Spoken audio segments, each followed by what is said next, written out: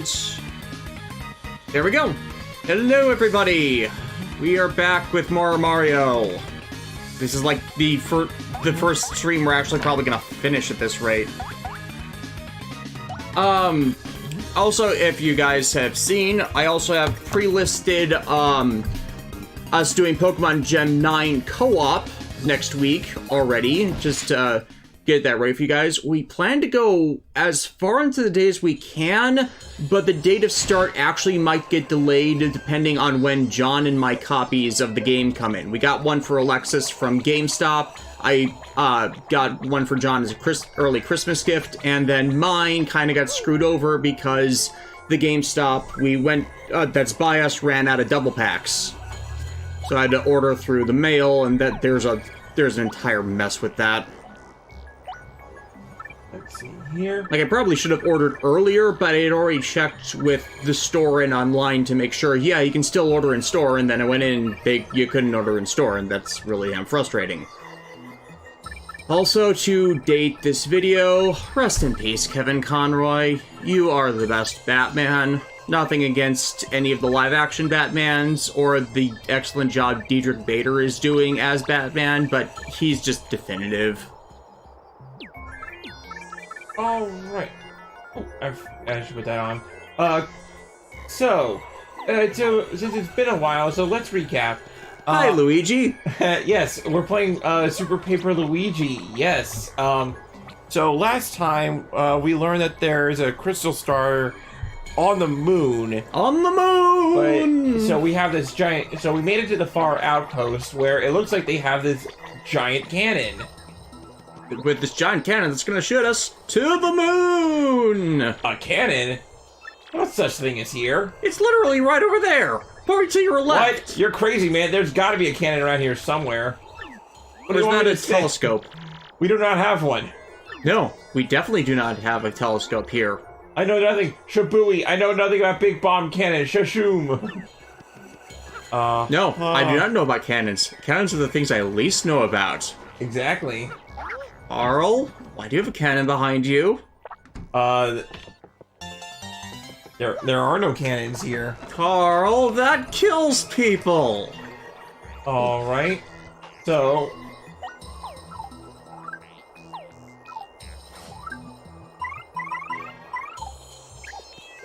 You know what? We got a fellow bomb, so like maybe he can help us. What? Did I not tell you we have no silly cannon? Now listen here, you're the mayor. How can an official like you lie that way? Well, it's quite simple. You see, he has a hat. Oh boy, I know I saw a cannon the last time I was here, so do not lie, sir. Hey, Shitface, hey, they're literally just walking out of Black Panther. I hope it was good. Mm-hmm. You call yourself a bomb? I spit at you. Like, probably the next movie we're gonna see in theaters is John Wick 4, because we just saw that trailer, and yes... It's a bit frustrating for me, because Alexis and John got me into the John Wick stuff after the third movie had left theaters. Mm-hmm. So, hey, at least we watched them. Yeah, at least we can go see it in theaters together, right? Yeah. I do like how in all John Wick movies, it is one progressive story, and it feels like it keeps following like a natural chain of events. Right? Yeah, there has to be a point where they just have to stop due to just Keanu Reeves' physicality or just something going wrong. Mm-hmm.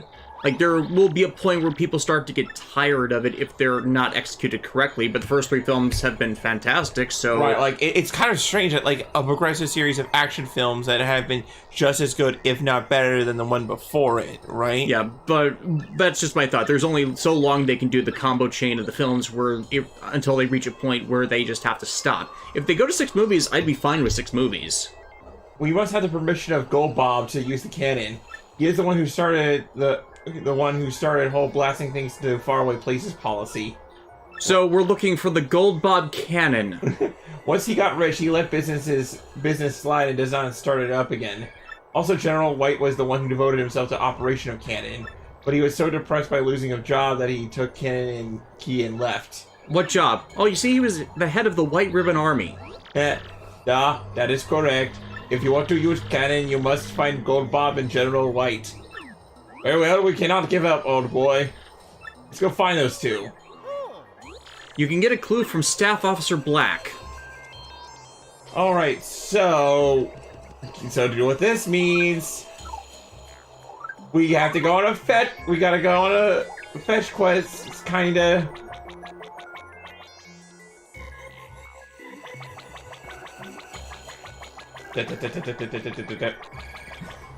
Here, Crystal, that sounds like a Gal Gagar weapon. Yes, that was my joke.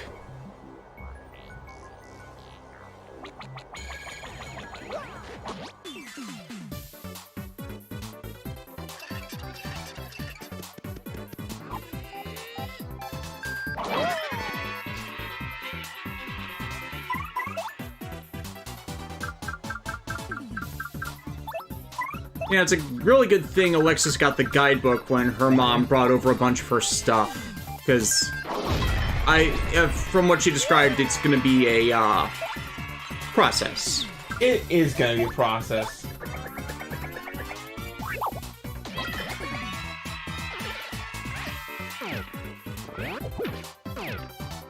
Heh. DJ Toku, canon is dangerous. You never know will be retconned. Ah.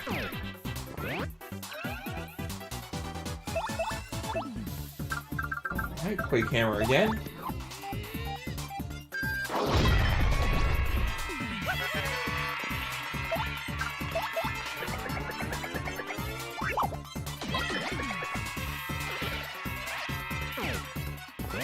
Ooh, that's not good. Yeah. Stupid frozen status ailment.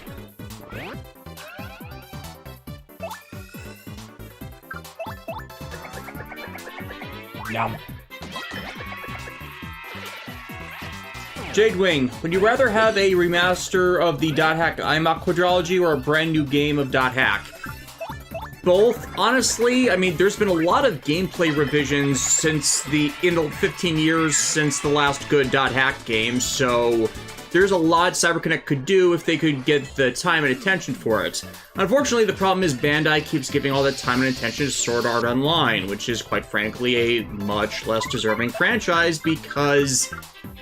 Well, the SAO games are basing themselves from the principles Dot Hack presented, so they can be counted as a successor. Story-wise, no. The games just keep compounding the error of SAO, and you can only do so many full-dive immersion RPGs in a setting that openly, publicly knows they're dangerous before you start to really question how they've not been outlawed. Again, with Dot Hack, that's built in because the incidents are either small or end up so isolated because of propaganda making it seem like the events did not happen as they are known to by the public. Ah, dang it! I died. Wait, did I get? I think I had a life stream. Yeah, life stream.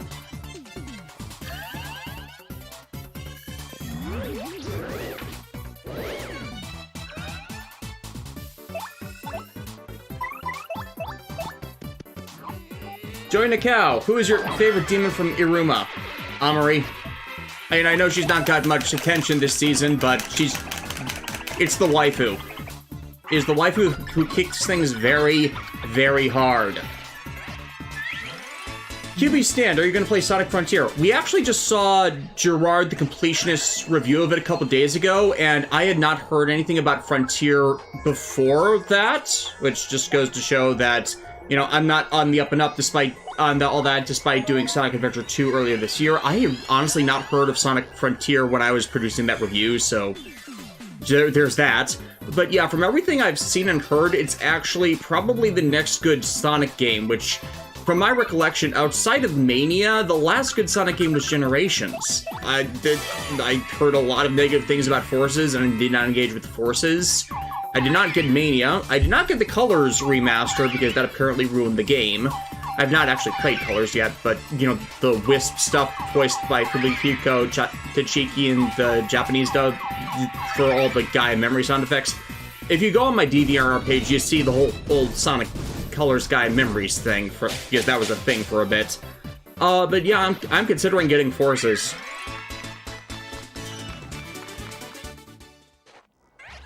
Yep. Alrighty.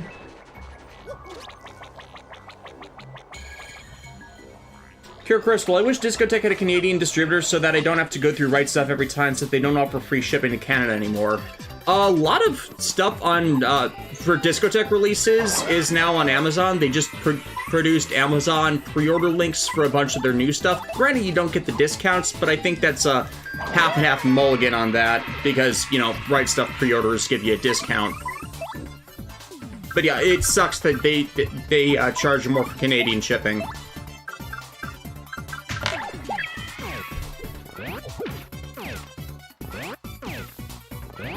Yeah, part of the problem is that I, don't remember what the timing for some of these are. Yeah. And it's been a while, and they're a new enemy class, so you're going to be a bit off.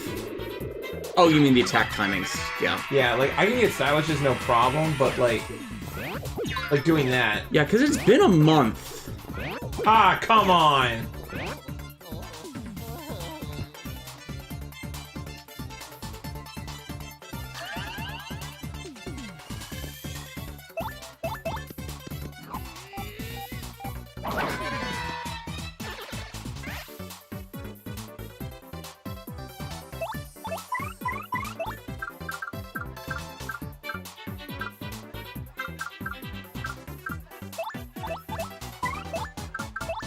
Kainsor Kaijin, this may sound like an odd question, but what are your views on Amy Rose as a character?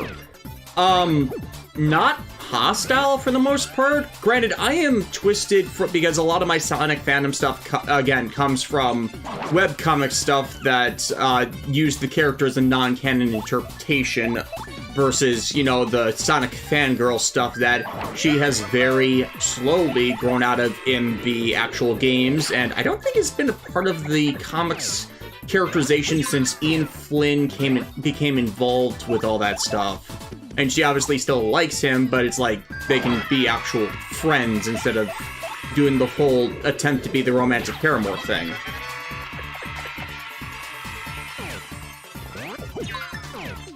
Yeah. Keeley Stan, my only hope for the new Pokemon game is the evil team being good like Plasma. Like a twist ending? Yeah, that works. HJ Fires, anyone else get and check the Scarlet Violet leaks? Won't spoil. They put in a disclaimer they will not be spoiling. And honestly, outside of region exclusives and to make sure what game mechanics work, I'm not interested in much in the way of spoilers beyond there being a guide for how to play early on, because I hate that every Pokemon game since like Generation 6 has either had an extreme delay to the guide releasing or does not provide a guide, because those are helpful. I hate that guidebooks are a thing that have gone away. Peace. I just saw a clip of dubbed Gal Gaigar. I'm shocked that they didn't finish it. Yeah, that, again, I've explained this before, but that is because the DVDs did not sell very well because Media Blasters did not promote it, as at the time they were releasing and focusing all their attention on Go Line Voltron's DVD remaster, which did get them some money, but, if you're not supporting a product and you're releasing a product and it doesn't sell well because you didn't support it, then yeah. The actual back half of the series was all collected in just the Zep Power box set that I've shown off before.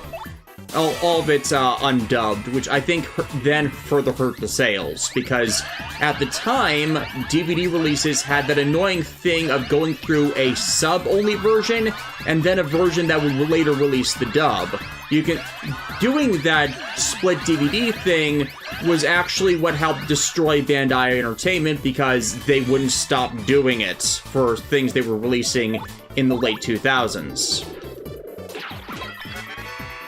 Which is an entirely additional stigma, considering you also had to buy all the DVDs separate instead of in a complete series pack. For new stuff, at least.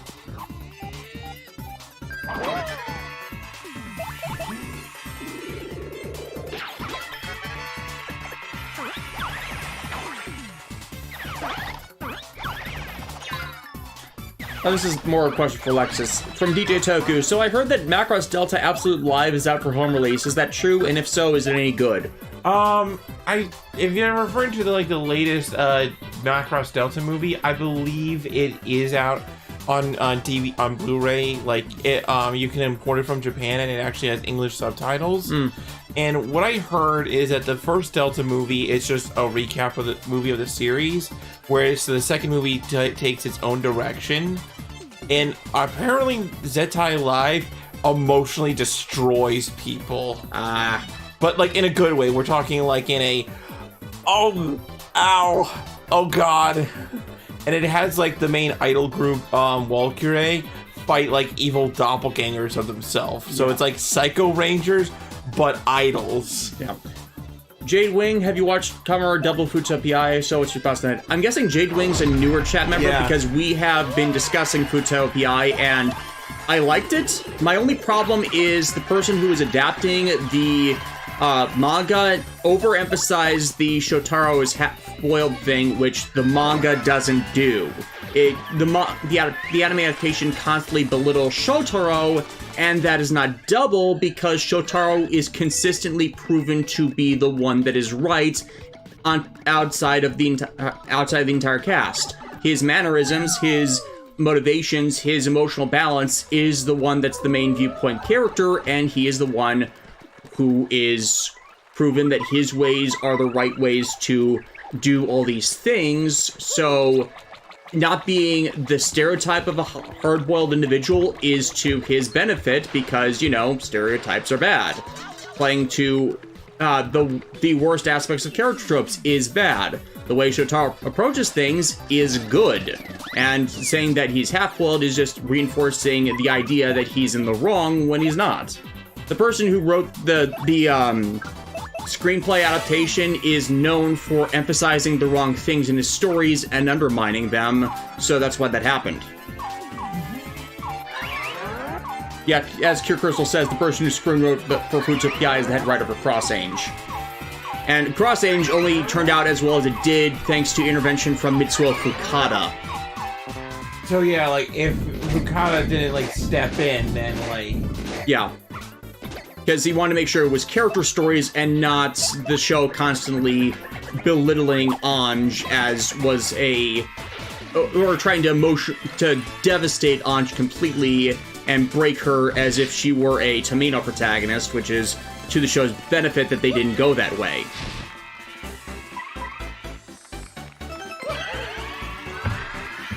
Yeah. Alright. Peace. When they do the sub-only thing, I think I still have a few Gurren Lagann DVDs for the last few episodes that's like that. Yeah, that was one of the worst cases, because Gurren Lagann was at the height of its zeitgeist for that, and then the dub had a massive delay in actually getting to DVD releases. I think one of the last DVDs that Bandai Entertainment actually put out was the complete season set that I actually own. I own that because I won it from a anime raffle in college.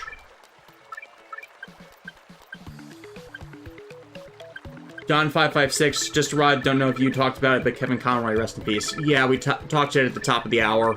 Yeah, but it's gonna be a topic of conversation for a while. Yeah, like the man was definitive. Like, there are other excellent Batman Bruce Wayne actors that DC can rely on for any of the animated stuff they do. An example, I really like Diedrich Bader's performance in Batman the Brave and the Bold and the Harley Quinn series, and I didn't mind Rino Romano's portrayal in the Batman series in the mid-2000s. But it's gonna be a thing for a while where we have to come to terms with we're never gonna hear his Batman again. Aw, Jade Wing. I've been watching your channel for years, and this is the first time they had the courage to text in one of the streams. Oh, welcome, and sorry if I end up being an asshole, because I can kind of be jerkish off the cuff, especially if somebody in the chat annoys me. Yeah, he's prickly, but he's a softie. I'm soon, unfortunately. I'm like, stoic soon. Yes. So, question, Des Alexis, can we talk about the end of episode 6 of Witch from Mercury? It's been a bit, so we can. Yes, pain, happy birthday, trauma, happy birthday. Hey, Davis, want to hear the happy birthday song on your birthday? I don't like the song. I didn't like the song before O's, and when it was played when a bunch of people died, and I didn't like it now. Also, I hate that it was actually trademarked for so long that you actually had to pay a fee for doing it on something for forever until it finally fucking went public domain. Oh, speaking of which, people, my birthday is next week. That's actually part of why we're doing the big Pokemon stream. That's my birthday gift to myself. That is actually why I was so pissed off at GameStop for not actually selling me the damn double pack. Because I usually don't do the double packs, but they finally suckered me in, and then they wouldn't sell it.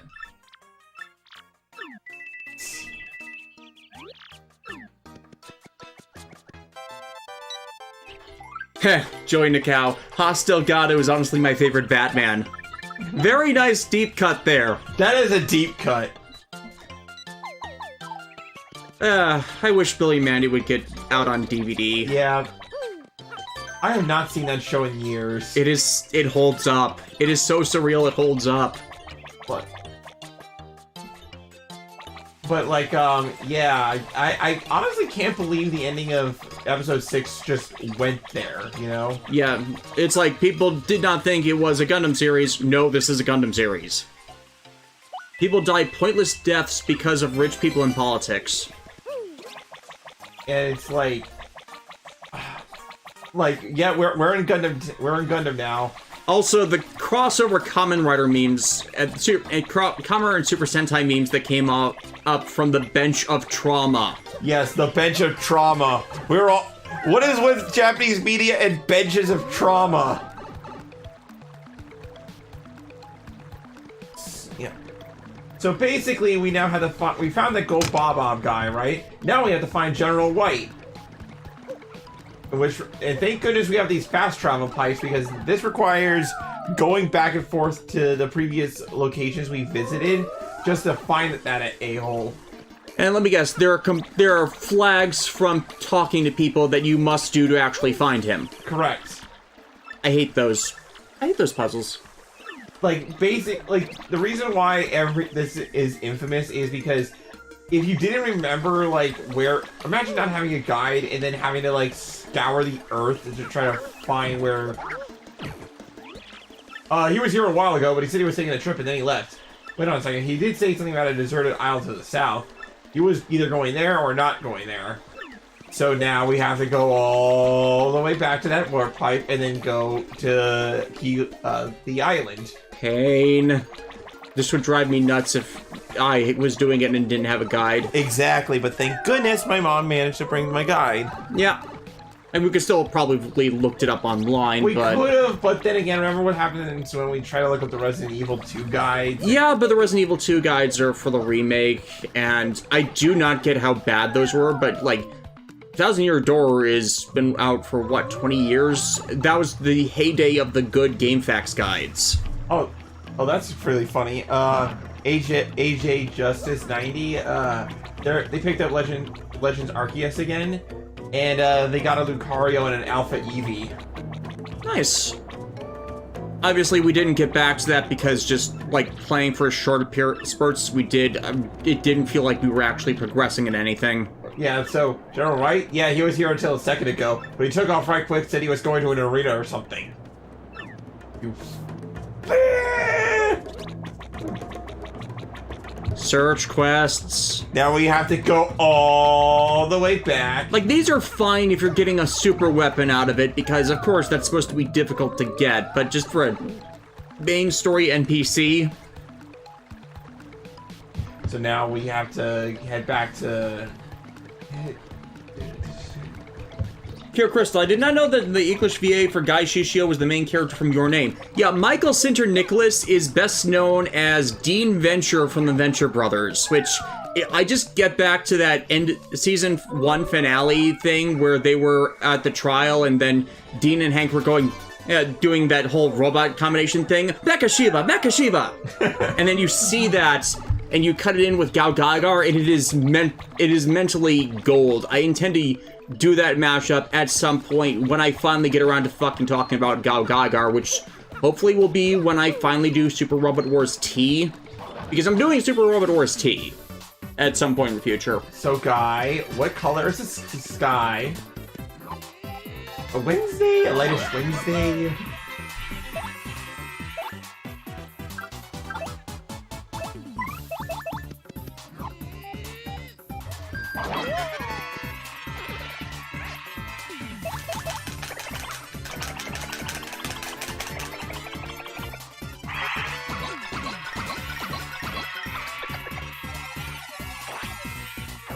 DJ Toku. I will always remember him as Ho-Ho / Trey from Shaman King. I forgot that was him. Oh, that was him?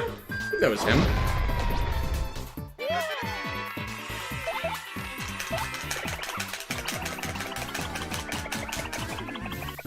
Cane Sword Kaijin. I remember that you mentioned Yasushi Nirasawa in your Garo and Kaminara Blade reviews. What are your thoughts on his art style? This is my major inspiration from Kaijin designs. I like them. They're super creepy and monstrous and horrific, and that's really how monsters should be. Like, they have that hint of common features, but you need to understand how they're monstrous and how they could feasibly exist as monsters. Like, not just, you know, general, oh, you got a theme and you make a silly costume thing. No, they actually look like they could exist, and I like that. I like that so much. So now we're all the way back in Rogueport.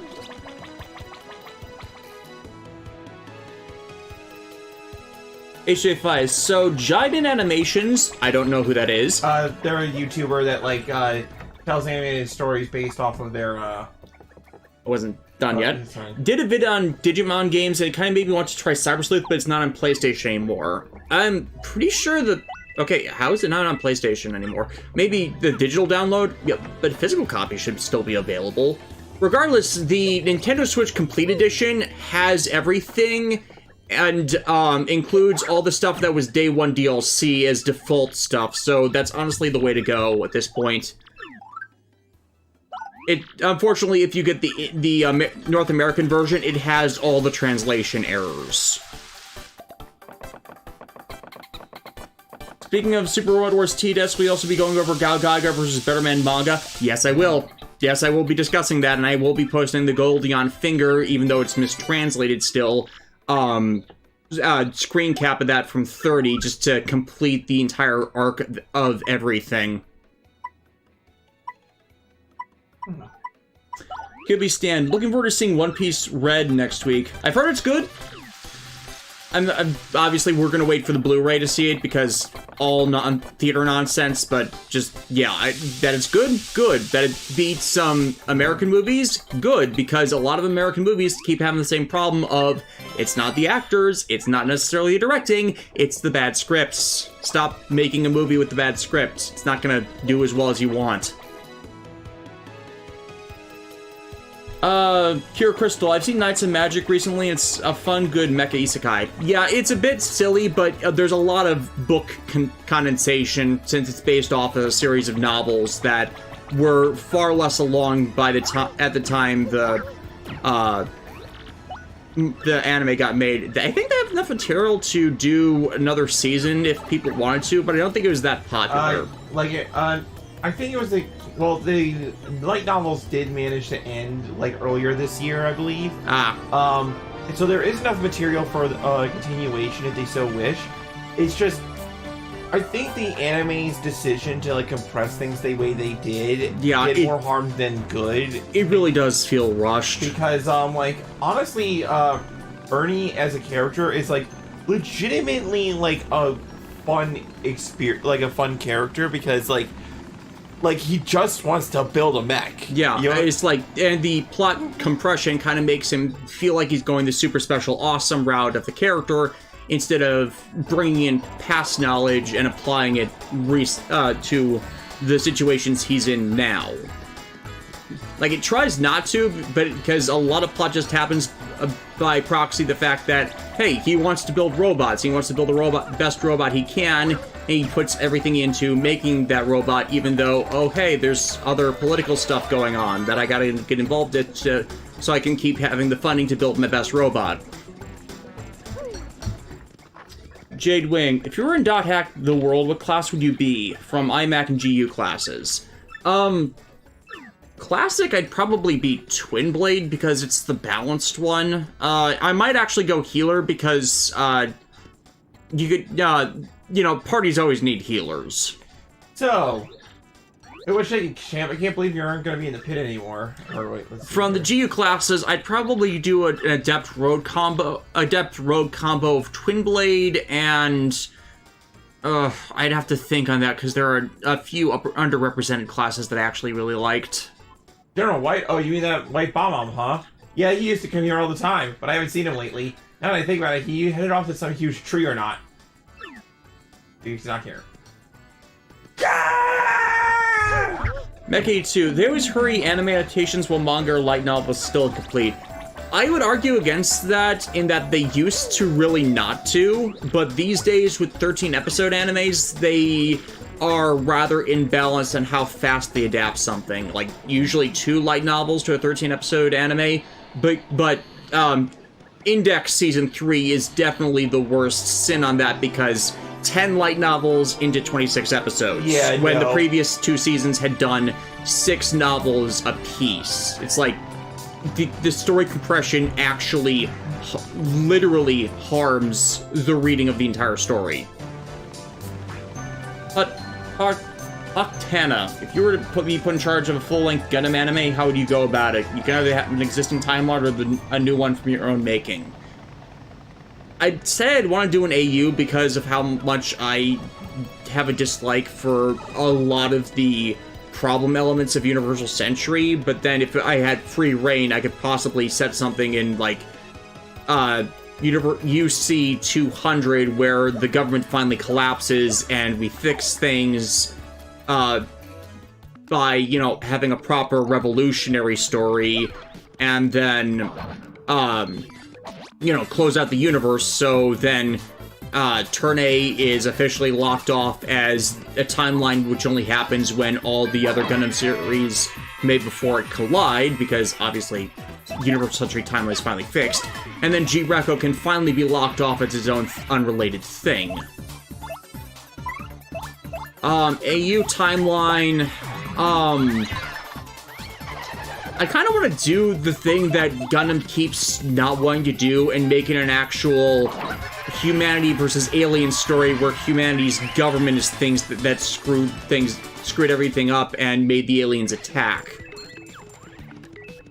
So it's like they go full genocidal superweapon against the aliens who just want whatever this is to end, even though they're invading, and go from there. Whoops. Yeah, Spike.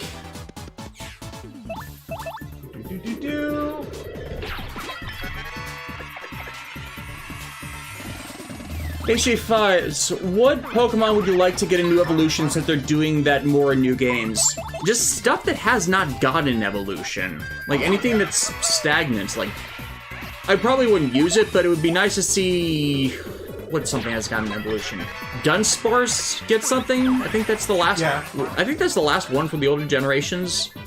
Because I'm probably going to be using Girafarig just to see how its new evolution pans out. Because you know me, I love my psychic types as much as I love my fighting types. But we're all gonna collectively have that dragon Pokemon. Mm-hmm.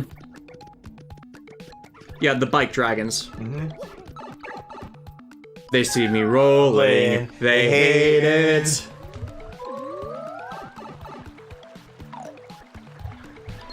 Ah, that's some bull.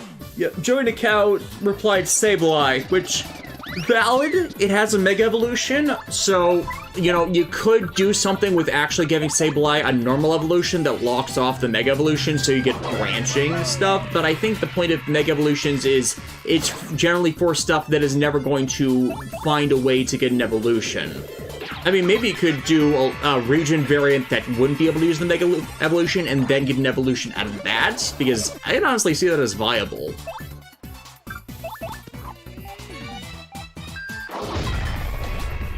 I am so very tempted to name the bike dragon Yusei.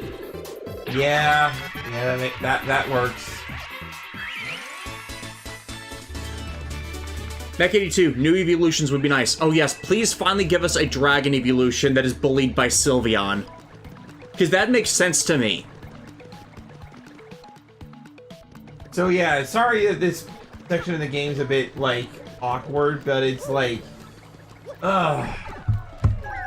Yeah, mail delivery, and be right back.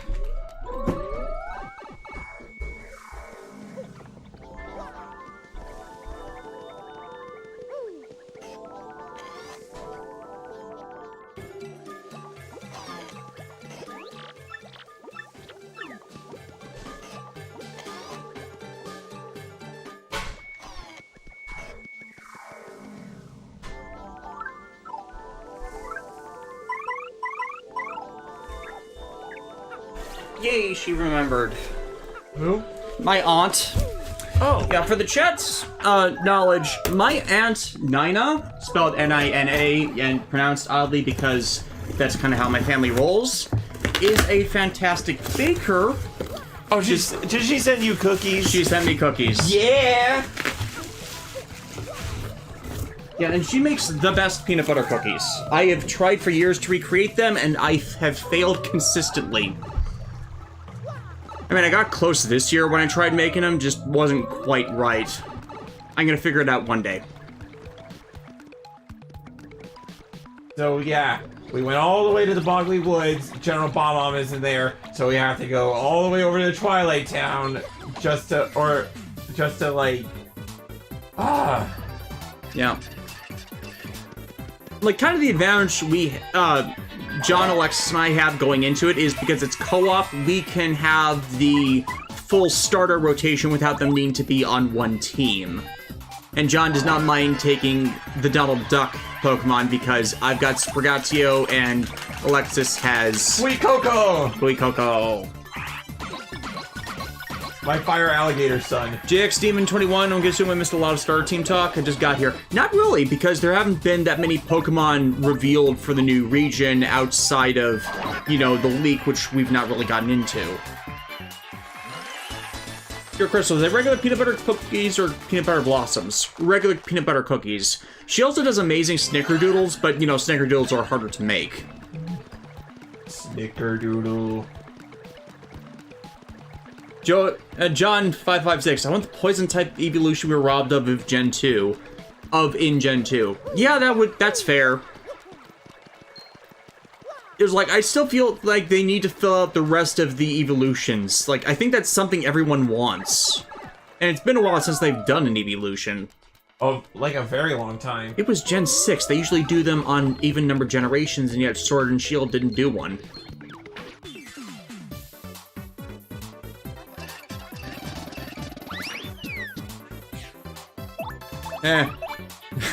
HA5, you missed the pun. Maybe you should name the bike You Say Run. No, you name it You Say Go.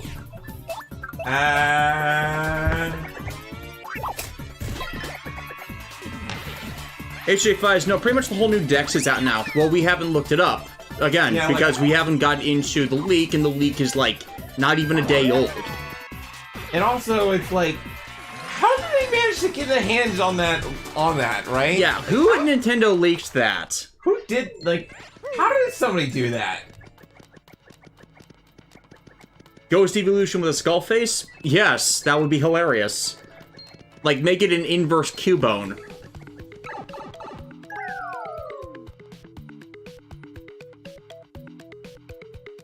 Cure Crystal's favorite evolution is Sylveon because it's adorable. Yes, and I remember the Gen 6 Mean comic where a sociopathic Sylveon stuck a bomb to its trainer's chest and just watched the explosion. That's messed up. Yeah, it's hilarious, but it's messed up. I also remember another meme from Gen 6 about a guy who had a Absol from his dead friend that was kind of their last testament of their friendship. That they got the transfer over and the whole Angel Wing thing happened from their Mega Evolution, and that's just, yes.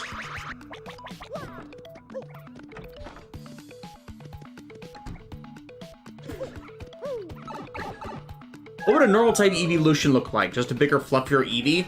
Kind of, I'm curious about how that would go about. Like, maybe a move tutor move? Like, usually Eevee's best move ends up being return for obvious reasons.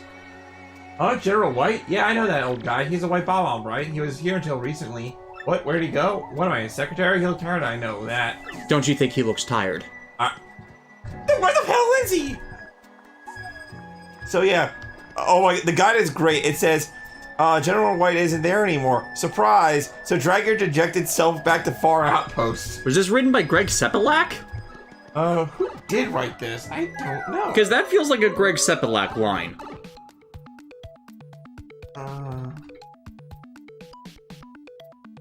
Lead writer Steve Thomason? Gosh, yeah. But, like, yeah, so even the guidebook recognizes how ridiculous this whole thing is. Or at least has gotten.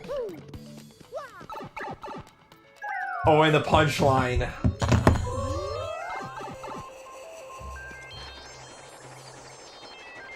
Peace. I mean, Mega Evolutions. Yeah, I hate that it was mainly a Gen 6 mechanic. I mean, at least the, Alpha and Omega, Ruby and Sapphire games added some additional ones. I like that they did that. But the fact that it's just like, there's more that could have been done. And I'm not hating that Gen 6, 7, 8 has, and 9 now, have done new, special form mechanics. At least Sword and Shield were reserved with, Dyna and Gigantamax stuff. Like, it wasn't required, you could, but you didn't need to, and it was different challenge stuff, but I kind of hated the Z moves, if I'm being absolutely honest. But at least they're trying to branch out with stuff. Dude, Clouds, you made me look bad.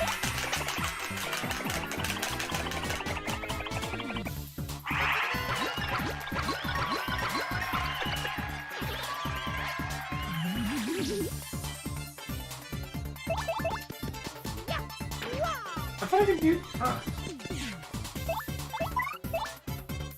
Oh, if they attack at a distance.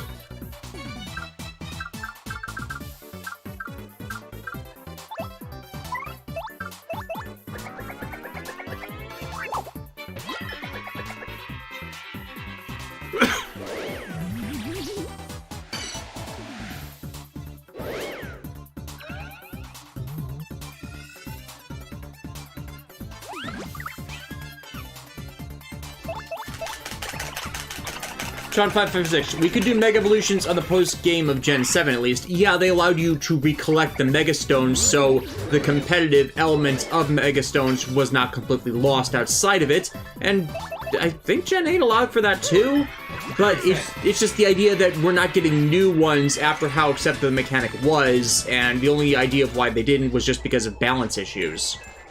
When Mega Evolutions to start with were kind of meant to break the game. That's sort of their whole point.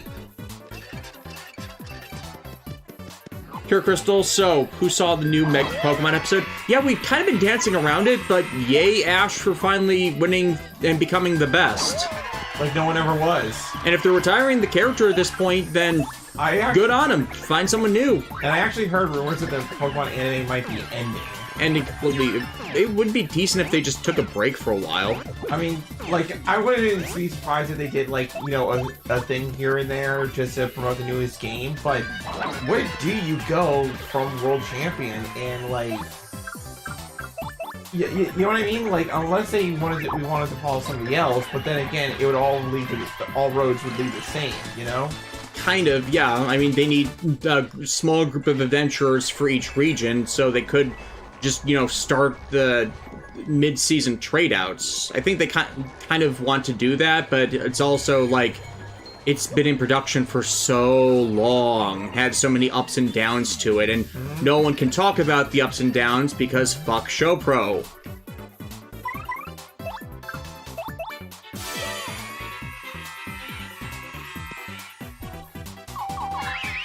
DJ Toku, do you think Pokemon should have more branching evolutionary paths for Pokemon?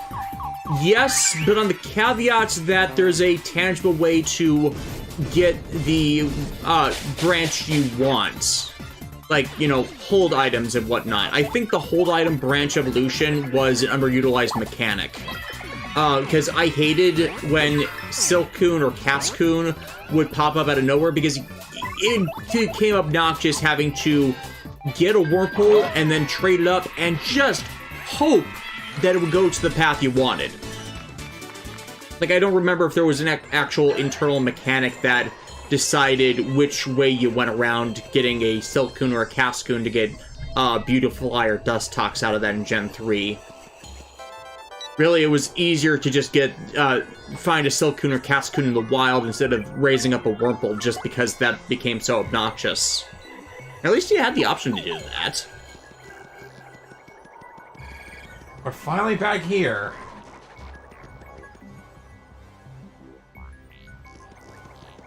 That's... Did it have you go in a massive circle? Alexis, did it have you go in a massive circle? You can... You gotta be fucking kidding me. Where did he go? You mean to tell me... The game trolled you.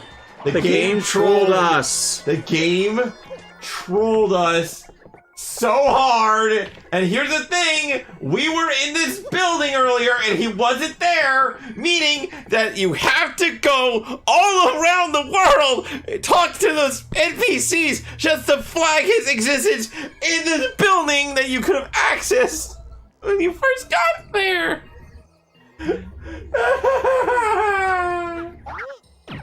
Yeah. You ever think DJ Toku, do you ever think we could ever get an animated adaptation of Pokemon Adventure manga? I flipped through copies of the Adventure mangas at work, and I know Alexis has copies of that, and honestly, I think it's actually very intelligently put together. So maybe if they are just taking a break from the Pokemon anime, that they can actually do something tangibly,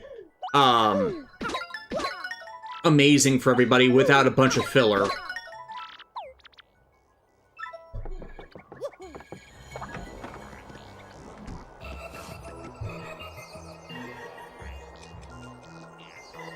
Terror of Death. So I recently found out today that my favorite Disney movie, Treasure Planet, turns 20 this year. I just turned 25. God, they feel old. Yeah. Yeah. Like, I grew up with Kevin Conroy, so I can definitely feel that. Wake up, you bastard!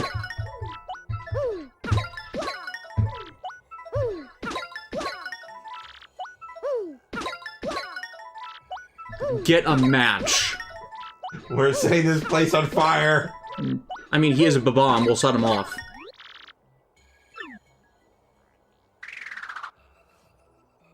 Now, who are you? I am tired. I do not need your attention. I just want to sleep as it is all hopeless. What? What's that? That hammer even.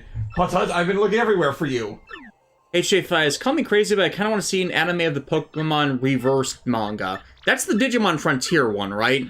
Like the Digimon Frontier equivalent where the people become the Pokemon? Something like, yeah. Yeah. So... that was freaking obnoxious.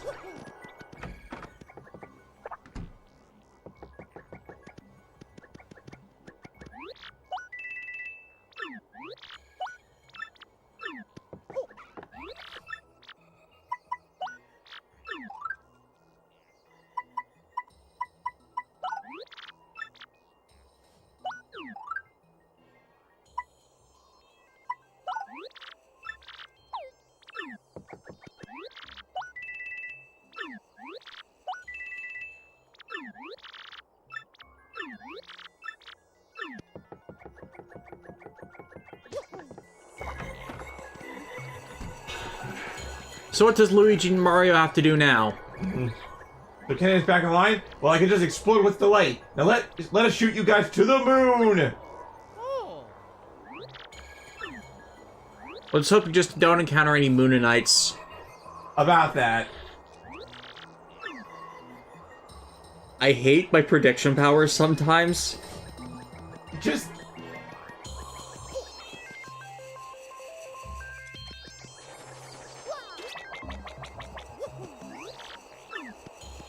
you stand here.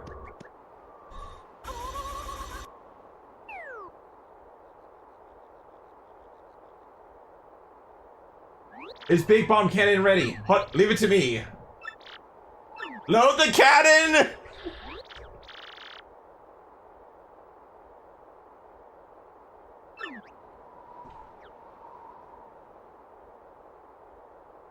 It's time for them all to explode!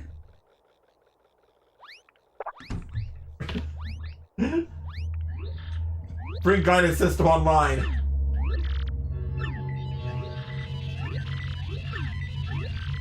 Guidance systems are for flight, targeting systems are for firing. Prepare for detonation sequence. Detonation sequence prepared, sir. Open outer hatch.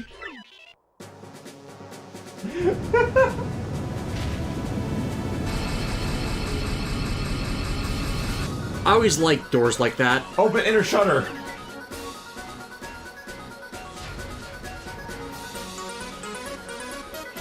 Elevate on my mark.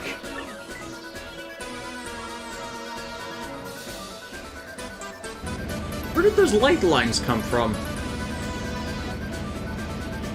Giant cannon.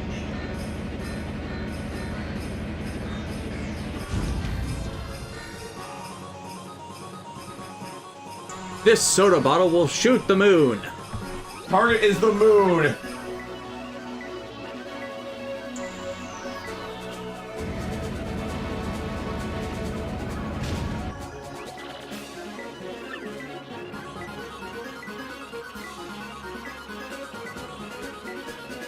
HG5s was kind of wondering recently if we were kind of overdue for the next big Mario game. They just released the newest Rabbids crossover game recently, and I think that counts now. So this is how this cannon's firing. They're shooting they're blasting it off with a bunch of bombs at the same time. I kind of expected that.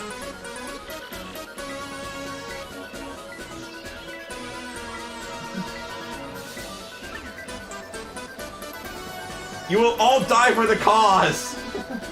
Nonsense, they don't die, they just explode again.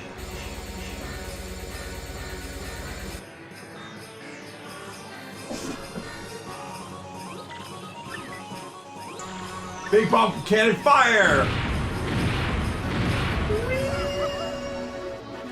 But you didn't even put him in a capsule! They didn't, yeah, they just shot us. See, look, they're all alive. I saw their parachute.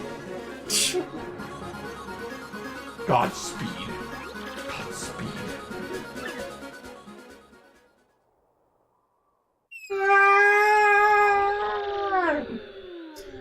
So we're flying through the vacuum of space. Where'd he land? Well, he landed there, and there, and we're on the moon. There. So you might be asking, how are we breathing in space? Well, you see, the answer is...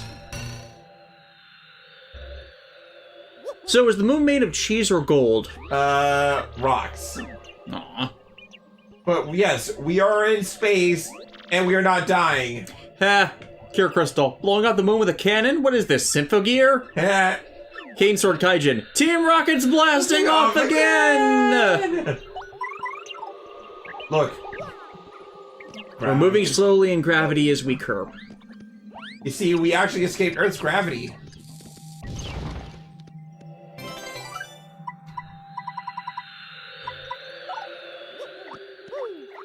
Da, da, da, da, da.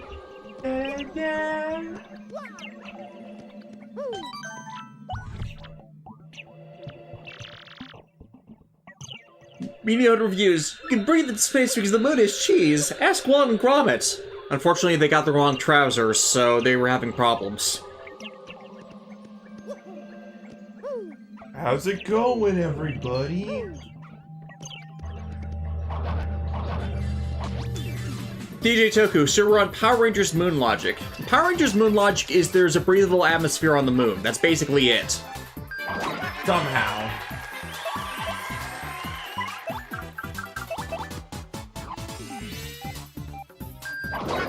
HA5s, look out for a skiing-obsessed robot. Yeah.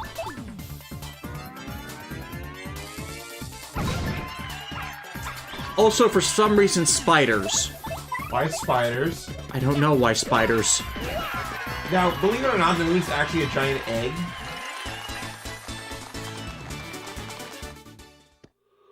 Why? Because it was excellent. I was referencing that one stupid Apollo movie.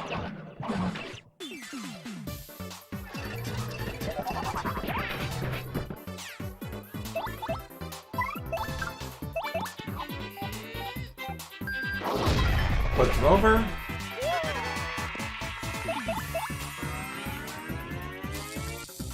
So these are the Moonanites?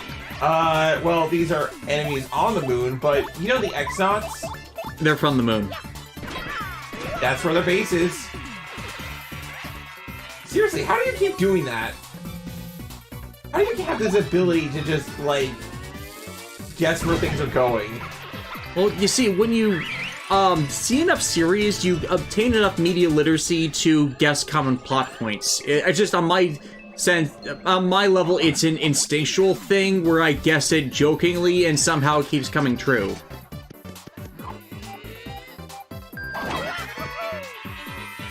It's worth it to fight these guys because of, like... I mean, come on, look how many star points we're getting. Peace. Calling it now, the moon is actually a giant robot. No, the Earth is a giant robot and the moon becomes its weapon. Have you not seen Transformers? Yeah, but basically that's the thing in, like, the continuities where Unicron is actually the Earth. I don't know who came up with that outside of Transformers Prime and the stupid, absolute garbage movies, but... like, I'm not a big fan of that Unicron interpretation.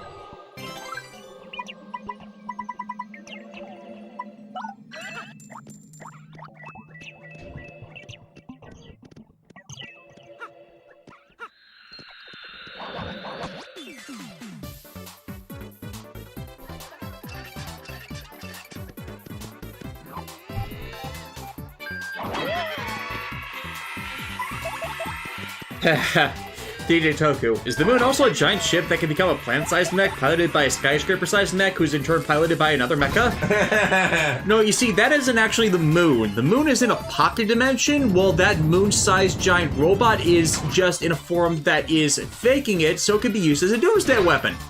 See? Simple. Yeah, like, duh. Don't you know your basic ABCs?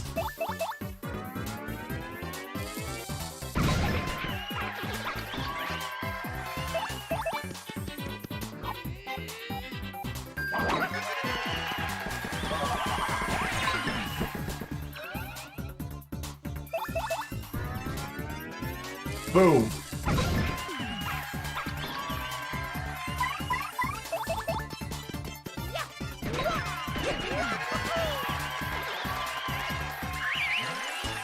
Do you want to know what's kind of funny about the whole Transformers, planet-sized, Transformers?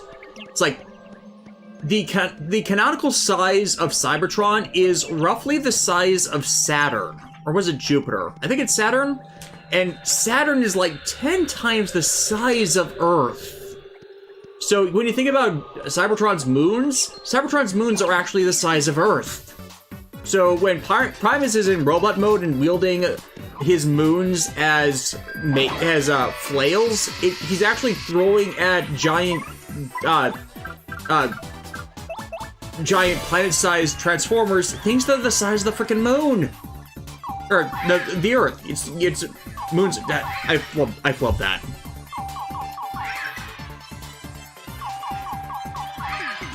And yes, Meaty Hood reviews, the moon as a weapon thing is a reference to when Primus did that in Cybertron against a cosmically powered Starscream. By the way, I'm sorry, folks, but like later today, I'm gonna get offline by a cosmically empowered Starscream. Pure Crystal, then how big is Unicron? Varies between series. Obviously, the times he's Earth, he's much smaller. Sometimes he's the size of a moon, but there's a reason why Unicron in the original Transformers movie could literally stand on Cybertron. I think that was when he was supposed to be in the equivalent scale of Cybertron to be able to do that, and that explains how he would eat, like, Earth-sized planets in that movie. No, he's Eldritch Horror-sized in the IDW comics, like, on a completely different scale.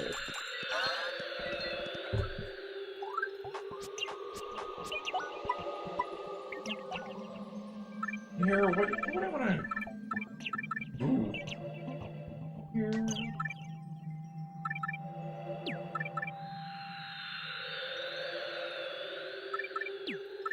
There we go, look at that.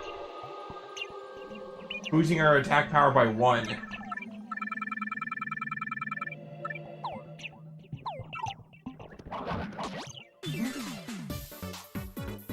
DJ Toku, I like that Unicron is the Earth. It gives us a reason for why the Cybertron's dumping ground beyond Earth is where we live, and we are the most important thing in the universe. Not really.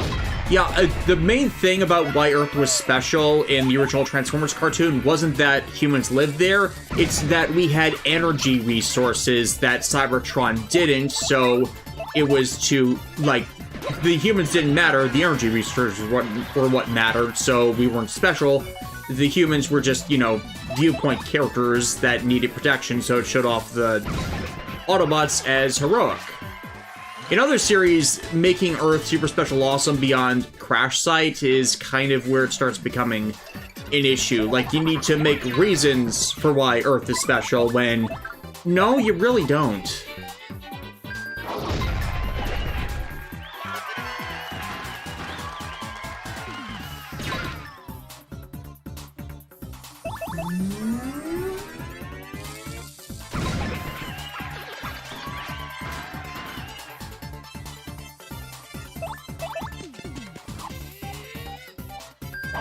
Yeah, we just did 7 damage normally.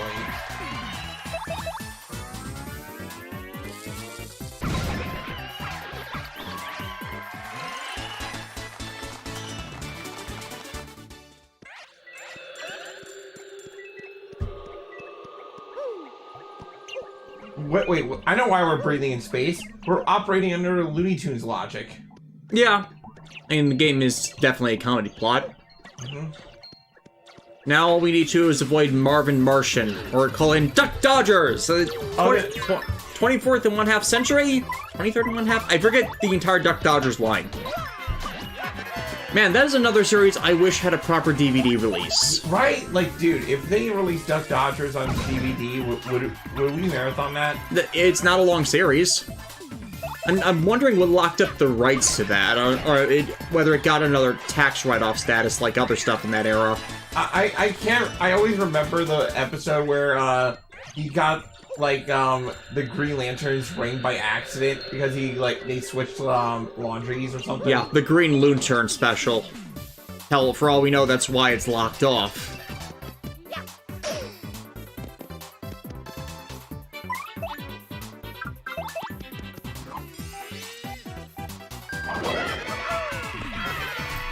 You actually looked that up.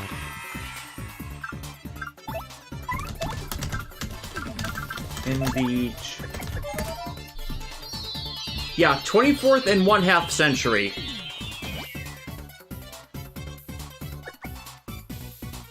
Man, Marvin Martian is one of the most underutilized Looney Tunes characters, when you think about it.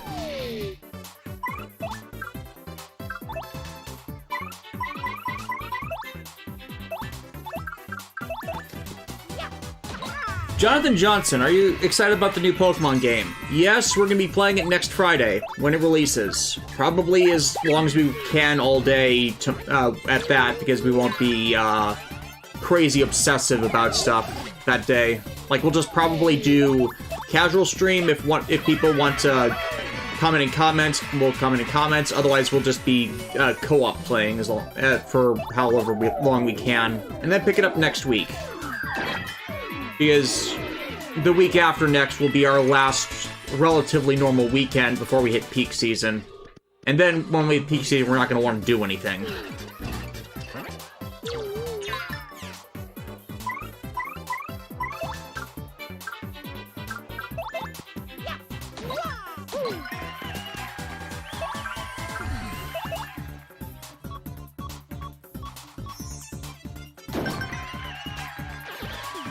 Go Vivian.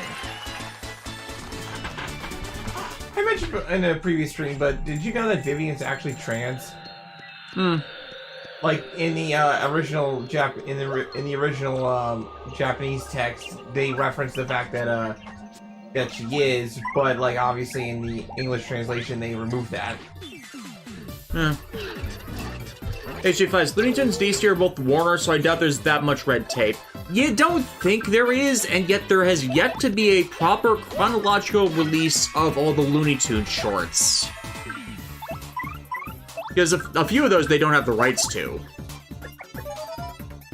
And there's also, you know, that one Scooby-Doo episode of the movies that they don't have the rights to because MGM is being testy about it.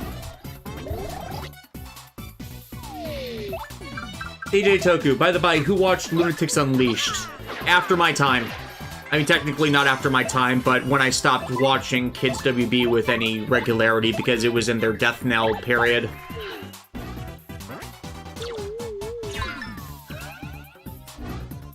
Oh, plus all, you know, all the Warner tax write-offs, because I swear Warner has taken more tax write-offs on series they consider quote-unquote failures than any other company.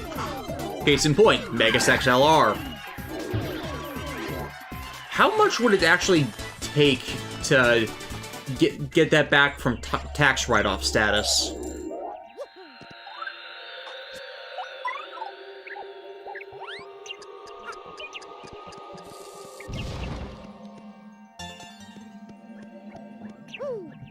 Alrighty.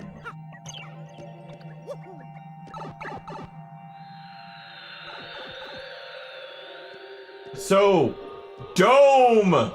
Dome! Dome away for a home. So yeah, we're finally here.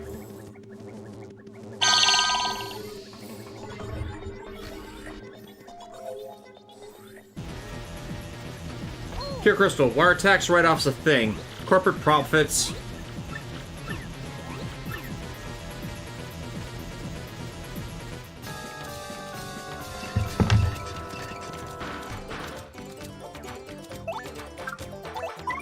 You get the hammer! And you get the nail!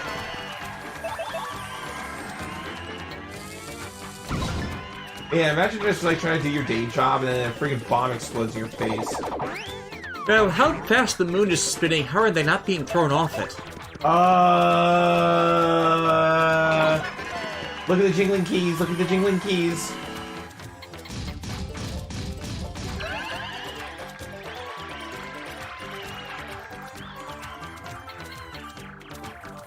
Wow, it's Doug Dimmadome, owner of the Moonsdale Dimmadome. The Moonsdale Dimmadome? That sounds ridiculous.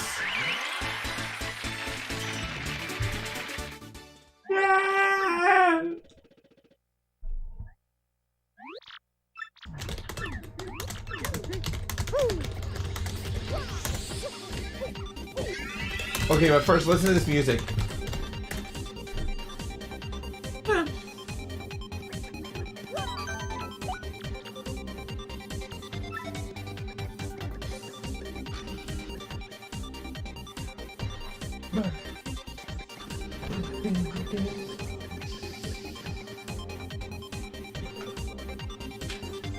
I think this is the most funny we've been on a stream in a while. Yeah.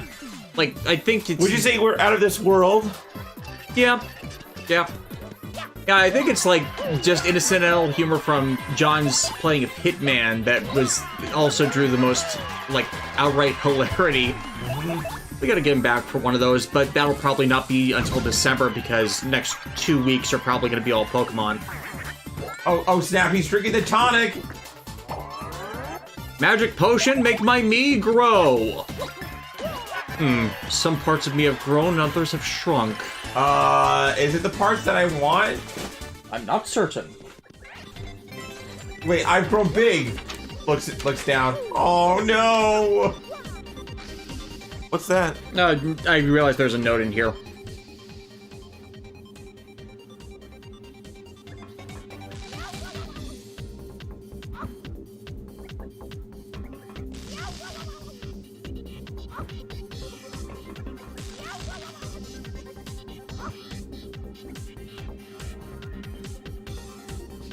Oh, she did not tell me about this. Apparently her boyfriend moved in with her.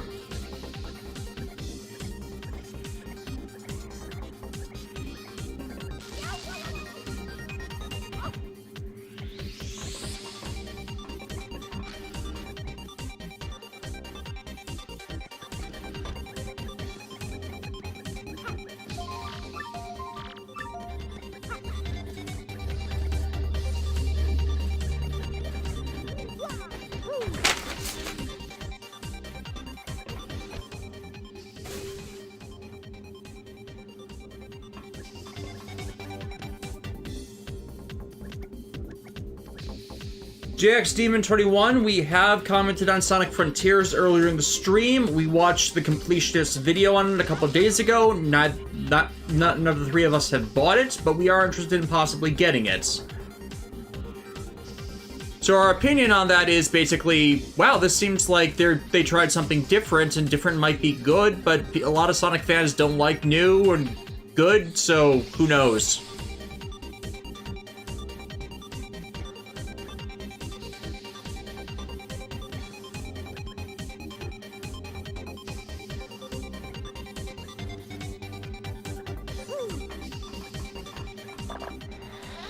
Join the cow. The problem with Megas XLR is that Warner never wanted it. It was made because of an anime contest Cartoon Network did. Yeah, Cartoon Network did a lot of animation contests where they gave third parties a bit of funding to produce a short for the network, and the most popular shorts voted on by audiences would get funding for a full series. Megas XLR was one of them. Fans and audiences really loved it, so it shouldn't have mattered whether Warner wanted it or not. It was going to be popular because it was what the fans wanted. That's how we got Billy and Mandy. That's how we got Codename Kids Next Door. That's how we got a lot of Cartoon Network's original cartoon series that were actually really good and interesting and innovative. People wanted them. It's how Nickelodeon actually got series for a while too, except Nickelodeon was a lot more overt about screwing them over so people wouldn't actually get to watch them, so interest in them died until they just shoved out the last of their episodes, which, like what happened with Invader Zim, or My Life as a Teenage Robot, or a bunch of their catalog that got much longer runs that they did this to when they finally wanted to kill them off. But Nickelodeon, as far as I'm aware, never did them as tax write-offs, so they could still feasibly put them out as DVD sets. Nickelodeon is just so terrible about that, so they don't. So yeah, it shouldn't matter if Warner never wanted the show. If they didn't want the show, they shouldn't have greenlit it after there was enough fan interest shown for it. The only reason to do it as a popular thing as a tax write-off is if it didn't do well, and there's no evidence to say that it did. Or there's no evidence to say that it did not do well. Jonathan Johnson, Danny Phantom, yeah, basically. But they still put out a Danny Phantom Complete Series DVD set. Probably because, you know, Harmon is still popular with the network.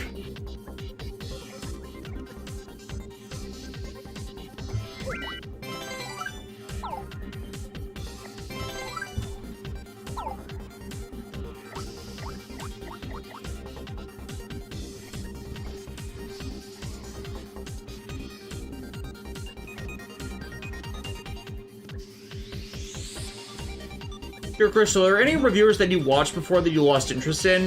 Not so much lost interest in, just saw that they were assholes and didn't want to see any more content from them, like the entire Nostalgia Critic mess, which no comments on him in the chat, saying that now. Yeah, most of the internet reviewers I've become a fan of, I've never really stopped subscribing to. It's just, you know, it's dependent on output from them that whether I still, like, really engage with them. Like, a bunch of us, like, take for example, how poor my output has been this year, because there's not enough incentive to really just keep doing it for a lot of us that don't get a great amount of financial revenue from it.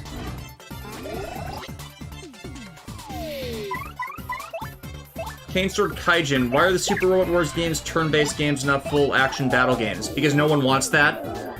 Because you realize the logistics of like how insane that would be. A lot of them are in crazy scaling that wouldn't work with an action battle engine. Like, here's the, like... To properly represent everything, you need the different scales, you need the different representation, you need the different story, and the light novel turn-based strategy RPG system that they utilize for that is the best way they can go about it. Gundams are usually on similar scale tiers, so they can do action battle systems for them, but trying to do an action battle system that's more than just the sprites for a bunch of those robots, especially with the cross-media rights licensing logistics that goes into that, no, there's no viable way to do that.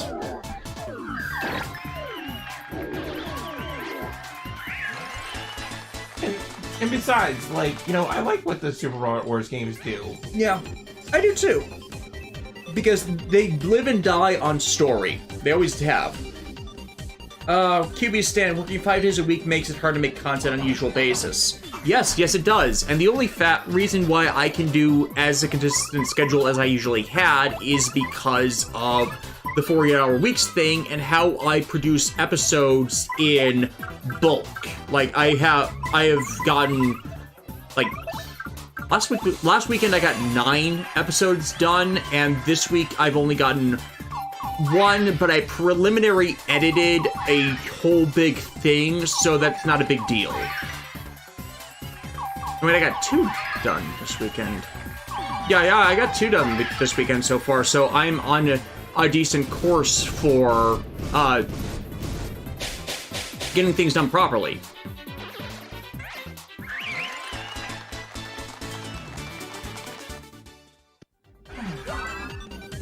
I feel like it's kicking back with a good RPG, am I right?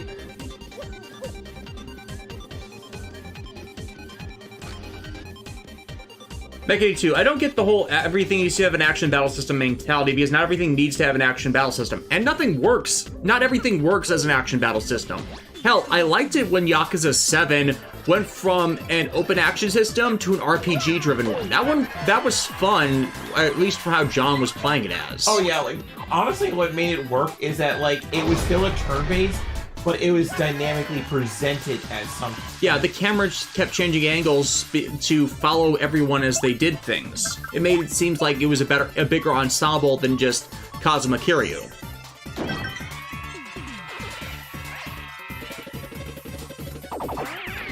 Yeah.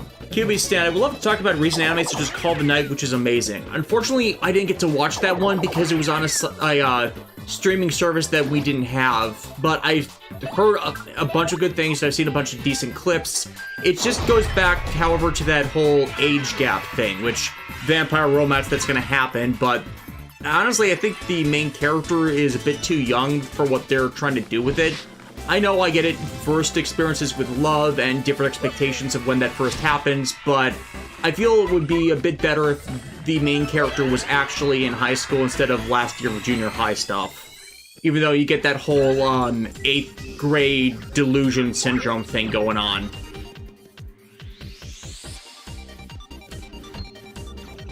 Yeah, that's the foe struck you from outside of your range of sight. You gotta hate that. Yeah.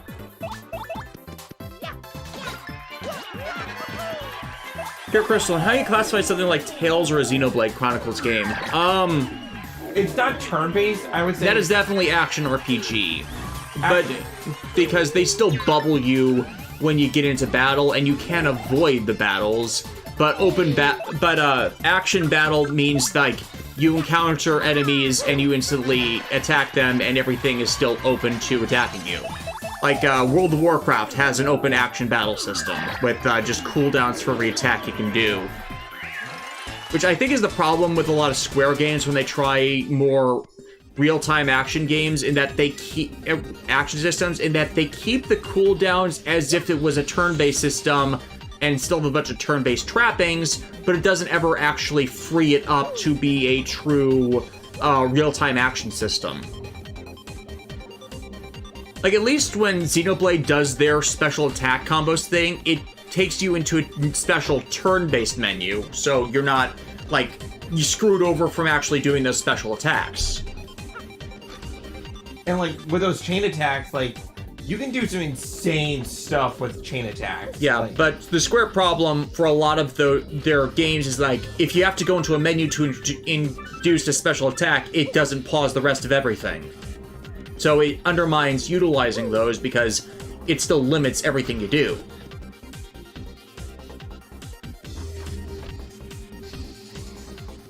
Joey Cow, I also cannot stand the idea of all games being open world, as in a game is good because it's open world. Yeah, I can agree to that, because not a lot of developers can successfully do open world. It is an active time investment to get them right without a massive reuse of assets. Hell, I honestly consider .hack GU to be limited open world with how it does its island system, because those are a bunch of pre-processed assets that can be assembled into new different maps using the game engine, which can shuffle up the layout of everything because the stuff is recyclable. But a lot of people will get very annoyed at that over time for no other reason than it's a recyclage of assets. And that is the limit of open world RPGs, where you have to build out the entire map. So I would rather have a smaller map with a good story than something that locks you off to either a hallway or makes it so the map is so vast that you can't do anything. You kind of have to make things matter. Yeah, I think the Xenoblade games they're open world, but they're not like... Oh yeah, they direct you, so it doesn't feel as much like there's that feeling of vast emptiness. But I'm probably still going to get fucking lost when I get to playing them myself for recording, considering how much I got lost in just Xenogears. But here's the thing, they're, Speaking of which, spoilers for when I actually release the Xenogears videos next year, because there's going to be 6 of them. The recurring joke of the reviews is, I am so lost! And, I'm gonna be completely frank, while it is easy to get lost in those games, the fact that there is a fast travel system and and actual tangible maps. Yeah, you don't get lost for long. Yeah, you can reorient yourself from what I saw in the event you get turned around. But it's just the navigation in Xenogears especially did not help things. Also, you're you. I'm me. Fun fact, when I first tried out Xenoblade Chronicles 2, I got lost in the starting area. Because I was trying to explore and get my bearings, and I could not find the stairwell to actually continue the story event.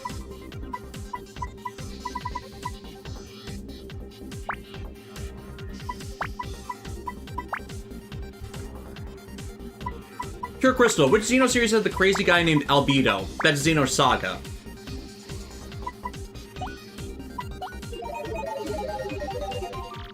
Access code accepted. Oh snap! Who are you?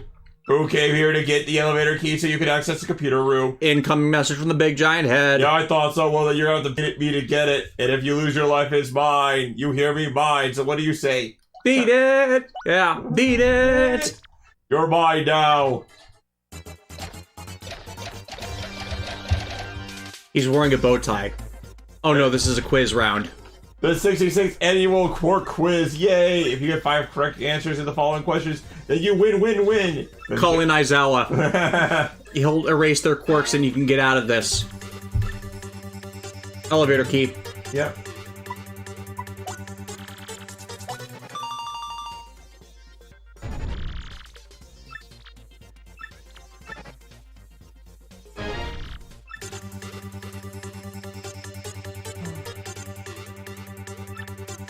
I was gonna say May, but no wait, that's the wrong Petalburg.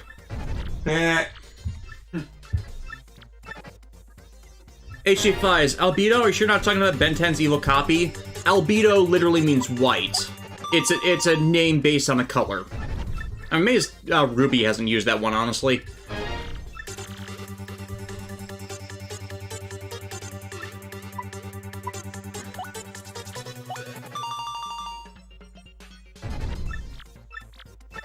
Final question.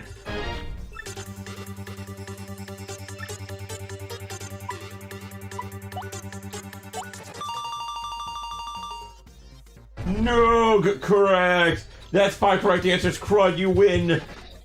By the laws of the... I swear, I gotta get you guys to play Banjo-Tooie just so you can have fun with the final quiz battle. Elevator key. Mech 82. Oh dear, it's Zardoz. Terror of Death. Hey, Desk question. Will you ever review that one Super Wars game that was recently fan translated, was turned into an anime a few years or so ago? I will be... After I get done with X, I will be doing OG Saga Endless Frontier of the Super Robot Wars reviews. So I'm basically going to end up doing 5 SRW reviews because not just because I'm doing the VXT trilogy to see the different executions of the modern games, but 2 of them are story relevant for something I have to do after them, and that's going to be the Endless Frontier games. So you will get a fan-translated Super Robot Wars review out of me, because the second Endless Frontier game had to be fan-translated. Jonathan Johnson, do you think that clones are being overused? I mean, by definition, clones are overused because they're just replicating a character.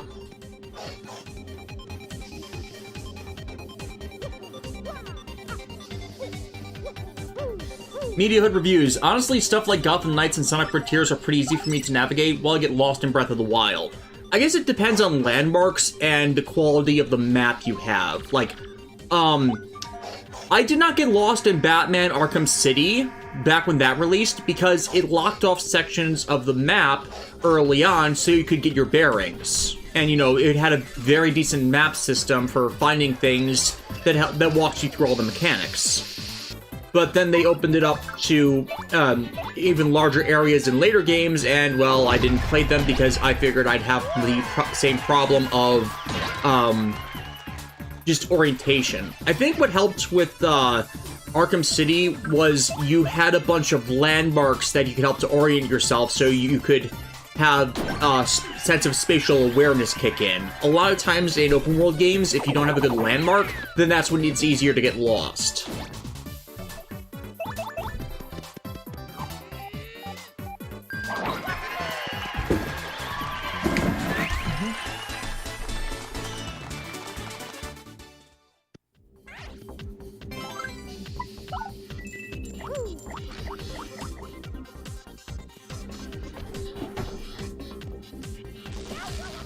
One of these deals.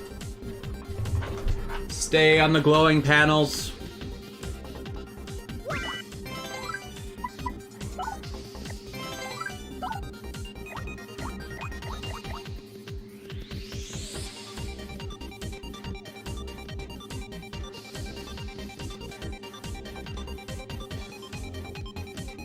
Pure Crystal, did you get lost in PS4 Spider-Man? I didn't play PS4 Spider-Man, John and Alexis did. Though I did overhear the gameplay and story of it, and Yuri Lowenthal played a damn good Peter Parker. DJ Toku, times that Super Robot Wars games handled their stories better than the source material. Oh, there's a lot of examples. The Z games are definitely a good example regarding the mess with Code Geass's stuff.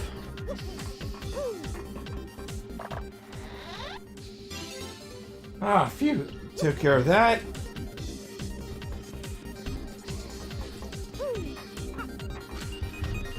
Yeah, I guess these dance pedals aren't that used. After all, the only dance anyone any of them knows is the moonwalk. Alright, does anybody entering this dance competition for the X-Nauts gonna do a dance that's, like, not the moonwalk? But we are the Moonanites. We are on the moon.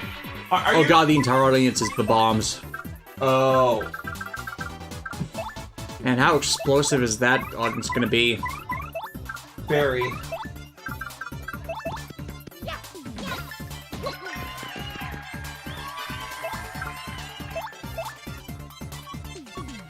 I love this move.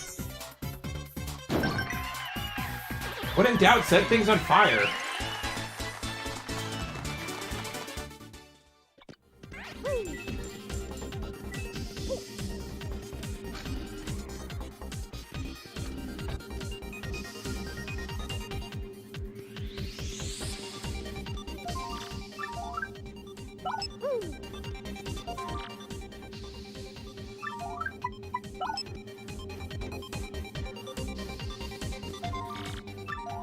Dear Crystal, I'm guessing you're going to cover Magic Knight's Rare in the Super Robot Wars T review, not separately.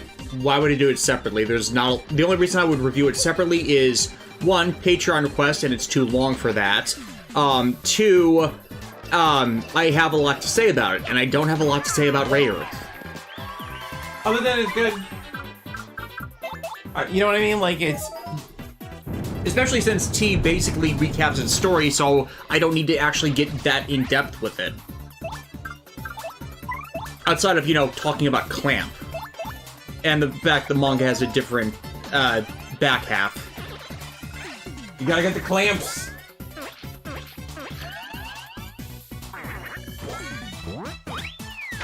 No, you just, like, shrunk me. You're mean.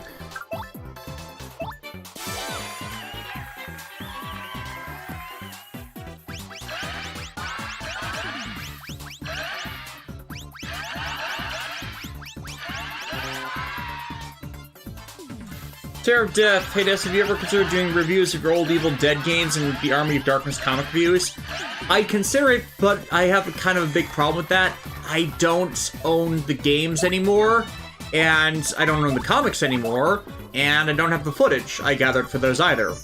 So basically, they're just dead in the water, especially since, you know, that requires context of the movies, and I kind of don't want to re-review those either.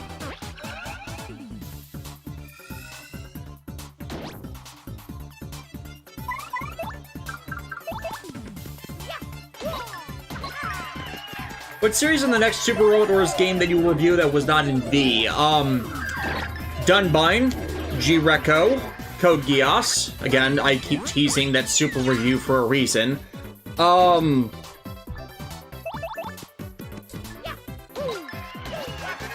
Nadia, which I kind of... Not Nadia. Yeah, Nadia. Nadia in the Secret of Blue Water. Gurren Lagann. I can finally talk more about Gurren Lagann. So yeah, there's a bunch of things in there that's... But a lot of it's just bogged down by Universal Century stuff. Oh, also Gundam Wing. So yeah, I can give my 2 cents on Gundam Wing, and the fact that anyone who has not experienced Gundam Wing before should probably read the Glory of the Losers manga. Okay, you should probably watch the main TV show first, but then you get more context for the main TV show out of the Glory of the Losers manga. Hey, you were trapped under that elevator. And now I'm not.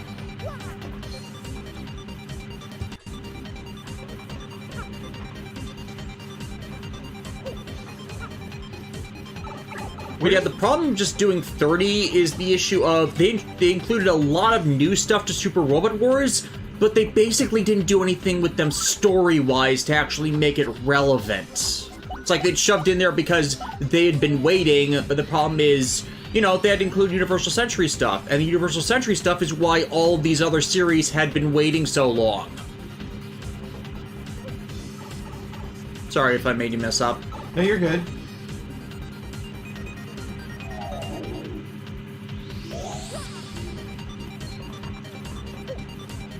Let's see here. Yeah. I was trying to get an Ultra Shroom.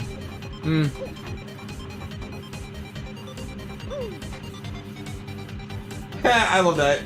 She's really, really long. Ah, dang it. You jumped the wrong way! I jumped the wrong way! Vivian's good. What, like, Ghost Girls are cute. I wasn't arguing.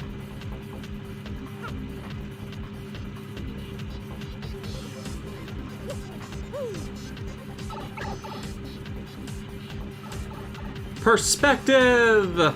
Perspective! I almost think you can jump on those black ones, but no, those are just shadows.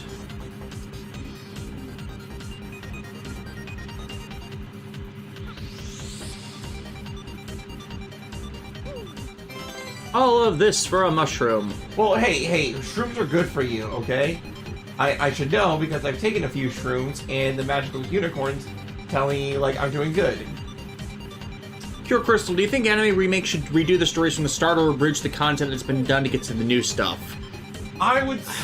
It's been a half and half thing with the Brotherhood and Shaman King remake animes, where honestly, they could have not abridged it as much as they did and made for a longer story, but it asks the question of, are you going to completely remove the relevance of the original anime? And I kind of think they should, but it's all a idea of finances and time. Like, these days, it's difficult to get a 52-episode anime, so if it's going to go longer than that because the story requires it, are you going to get those be able to get those extra cores? Right, and especially, like, in Japan right now, apparently there are, like...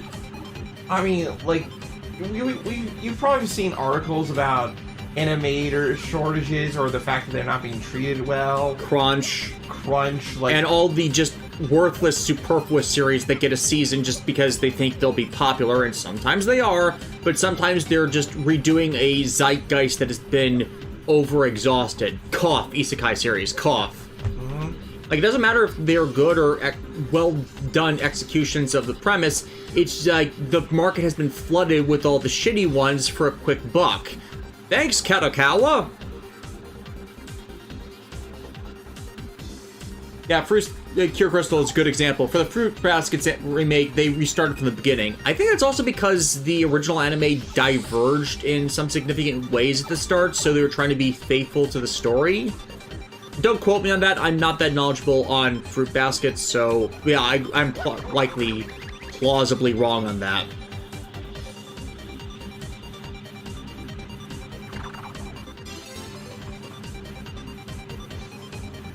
Like, it just has to ask, are they trying to be right by the source material, or they're trying to get you to watch the original first to mix and match? Because some series end up doing that, where something gets botched so badly in a season that the next thing that does anything with it has to go back and redo that section.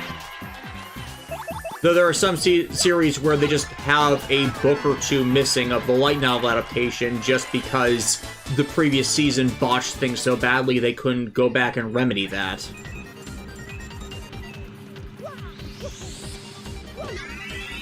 We have the coinage, so let's save, just be on the safe side.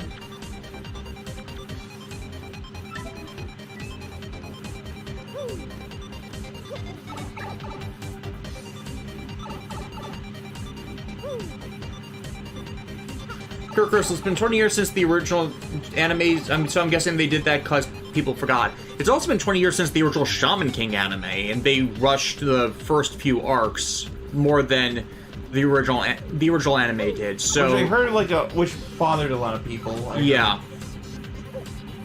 And I hope if they got a bunch of negative publicity from that it'll make some companies reconsider. Like, pacing is important. Meteoid reviews. Wasn't the Galmata remake considered superior to the original? Yes, but it took place over the same amount of time as the original, so on top of animation, they also managed to add in more additional story points and character arcs for the cast, which thus allowed it to be superior because they better utilized what was available. It really, at the end of the day, it comes down to, like, there's been great anime remakes, there have been bad ones. It really is just like how you approach the subject. Yeah, and a question of how much thought was put into doing right by the material.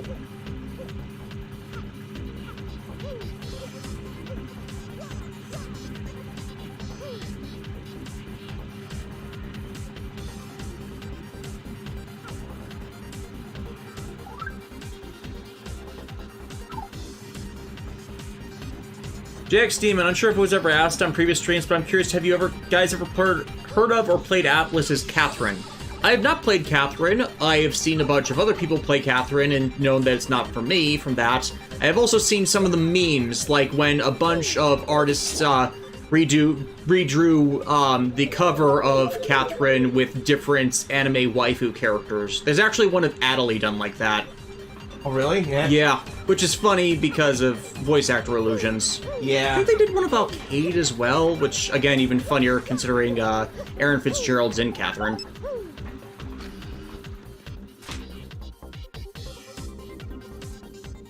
Cure Crystal, did anyone see the Death Note parody The Simpsons did with the OG animation studio? Yes, and it was funny. Oh, by the way, we are at the boss. Is this the final boss, or just the boss? The boss of this chapter. Well, it makes sense considering we're an hour 40 in. Thank goodness I had the guide that made us breeze through all that. So that I could take all your crystal stars. How brilliant is that, huh? And I want to know the best part, your little Peachy girl isn't even here anymore. So Peach was here. Where did you take her? She escaped on her own. like in the comics. Like I tell you the plan, that's novice villain style. No, I won't be doing anything like that. Sorry, really, guys. So ready for showtime? You guys are going to be the perfect workout for Magnus Von Grapple 2.0. Are you sure you don't want to tell us your evil plan? Like, gloat a bit since we obviously can't beat that robot? Well, fine if you want me to just give it away. I hope you're up to the challenge because this thing is raw horsepower, kiddies. No, it's hamster power. Look at the ears. Hickey head cutter.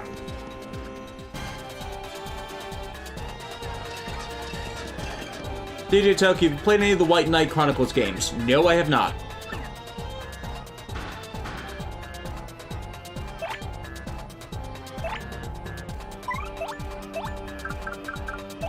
Oh, just pour some water on it.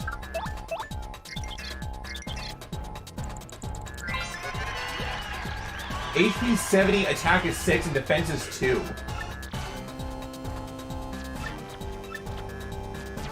Oh geez, each X punch that it launches has a max HP of 5, but the attack of it is 9.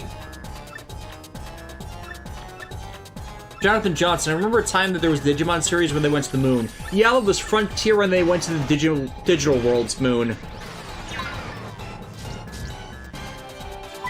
Alright.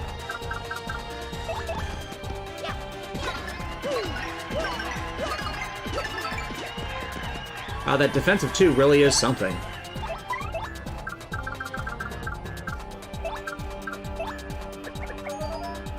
Big Chungus.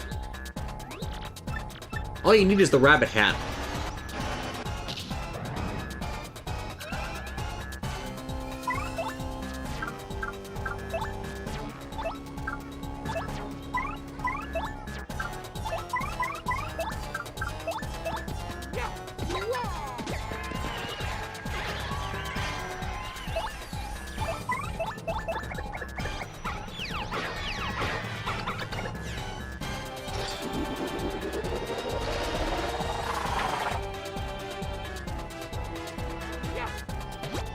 Did Mario just go into the audience?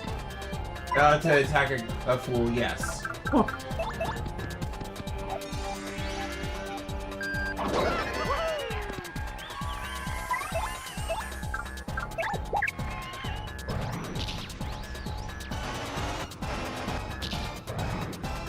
Look, you're using your rocket punch drills wrong.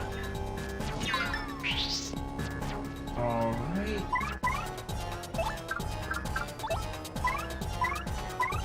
Ah! Art attack! Yep.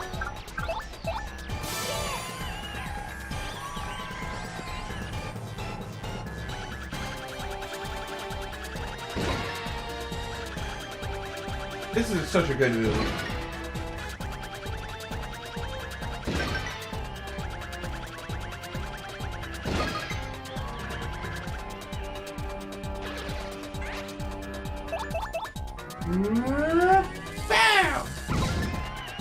Set the paper on fire. Set fire to the sun!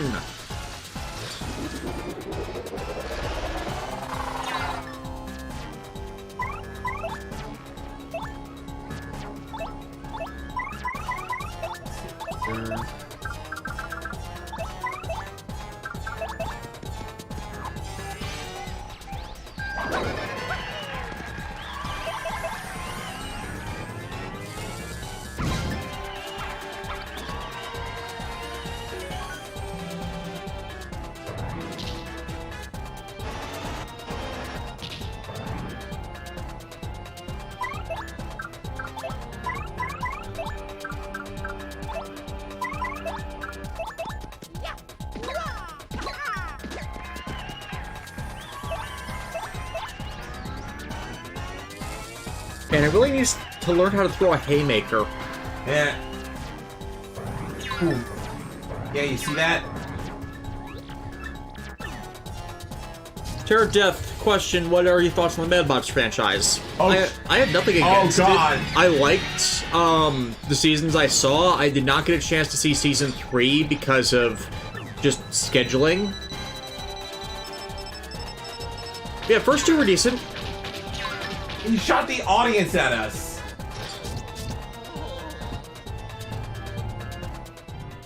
Aw. Yeah. Guess we weren't expecting that.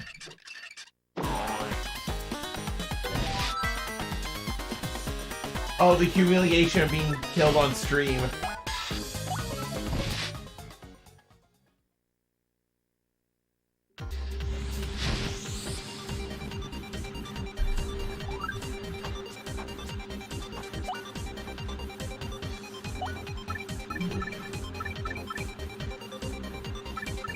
Can you turn off some of the badges? Oh yeah, we can de-equip it and re-equip as we need it. I'm just trying to figure out like what I want to do.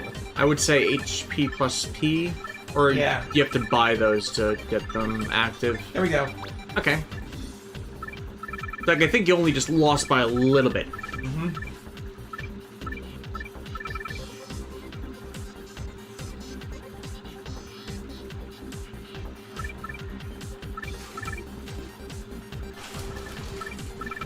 Yeah, that's not gonna really help us in that fight, so...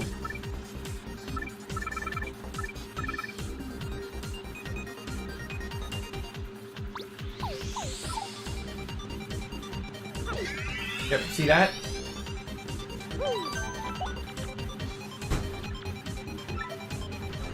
Yeah. HA5's watched some of Metabots, looked into see if the end of the games were released in English, only like 2 were. Yeah, that was weird. They tried to get in on all the version game craze, and yet Metabots AX, Metabee and Roku show, didn't do very well over here, despite having the anime as a cross-advertisement thing. Basically because it's like legacy game series kind of don't do well if you don't really start with them. At least that's the logic behind why it didn't really work for us.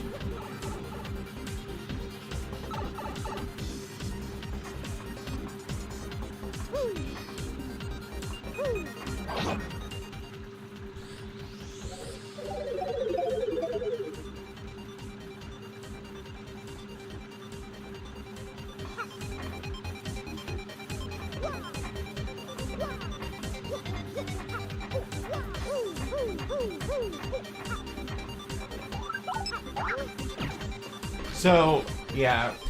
So this guy has 70 HP. I'm just gonna stick with Vivian because she can, like, set everything on fire, and obviously those fists need to be taken out as...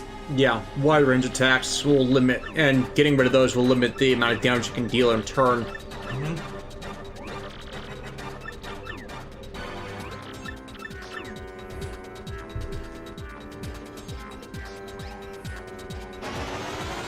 It's the Super X2!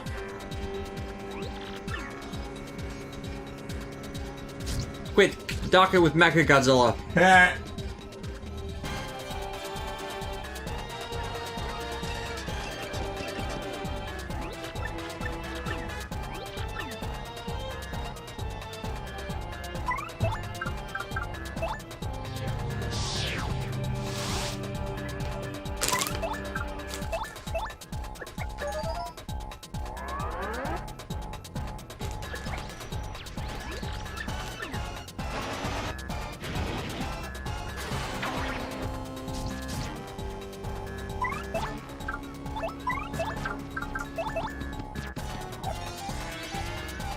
$11 damage in one strike.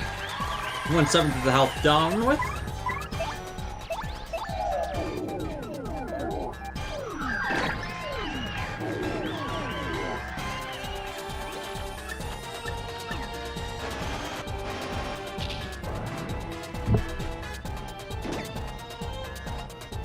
Yep, burn damage adds up.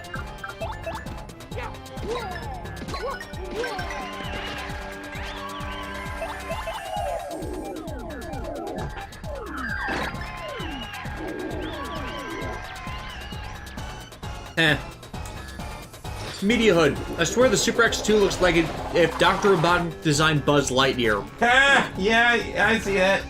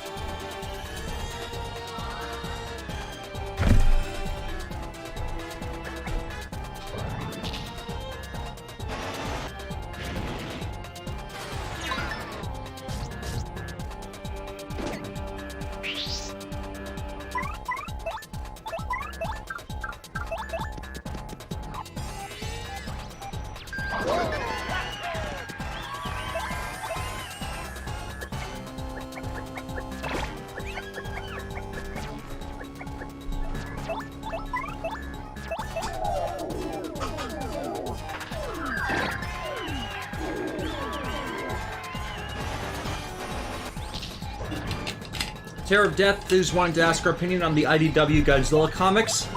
I hope you don't mean Kingdom of Monsters, because Lewis has been reviewing that the last 2 years, and yeah, no. Honestly, I have no first-hand experience in a lot of comic stuff, so I can't tell you more than what I've seen from Lewis's varied reviews of the comic series. I actually still need to go through the Godzilla long box the Damned stuff that Lewis did as his Link Sano character.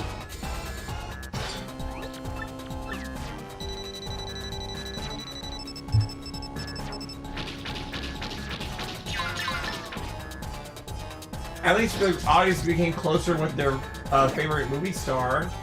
Mm-hmm. Yep, Bob Hoskins. Oh, I Took you a moment there.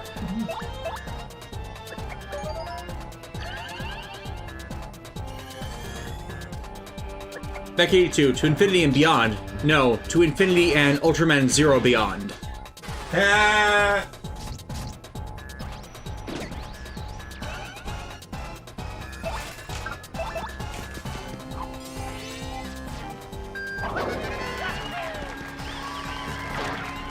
The set fell. Yes, it did.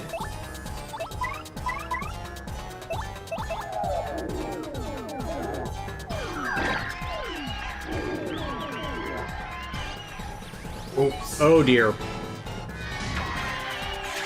That's not gonna end well.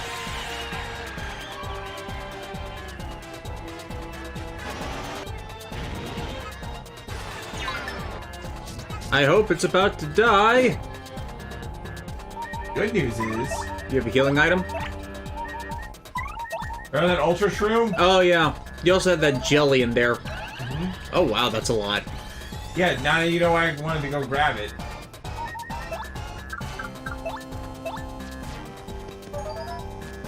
Hey, hey, didn't they just announce another Japanese Godzilla movie? Yes, they did.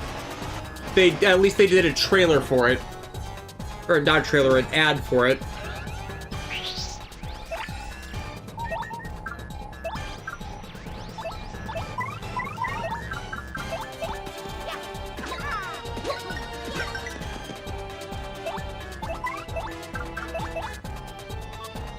What could plausibly go wrong?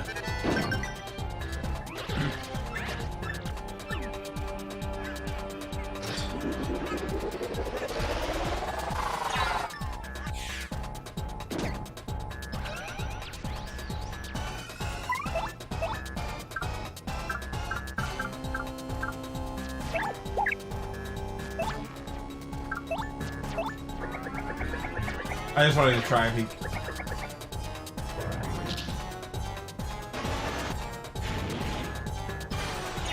I don't think it'd do very well for sucking up the audience, but there isn't any. Good. Yeah. You've got to be getting close. Yeah, I gotta be.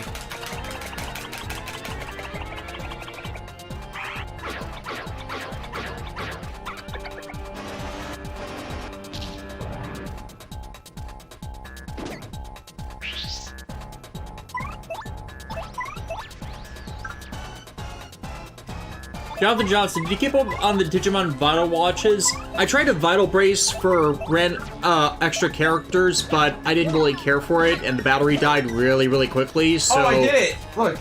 I'm not keeping up with the Vital Brace stuff. I did it! Nice!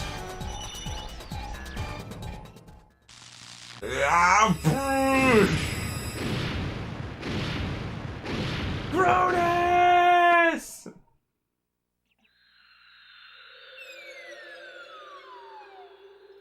And he's dead. Okay, Nico Nambaka is talking about the protagonists of the Sword and Shield arcs. Their names are Soto Tsurugi and Shidmelda Tatan, saying, like, they could have gotten away with literally naming their kids Sword and Shield. They did. Tsurugi and Tate. That's literally Sword and Shield. Oh, your star power is now 8, and Mario can now use a special move, Supernova.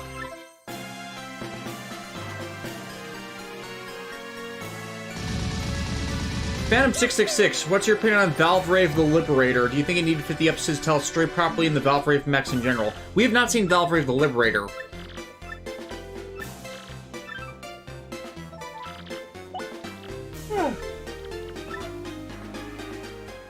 And Terror of Death is asking about Ultraman reproduction. Ultras are not just beings of light and energy, they have physical corporeal forms too, as they evolved from being human-like beings originally after they got access to the central energy stuff.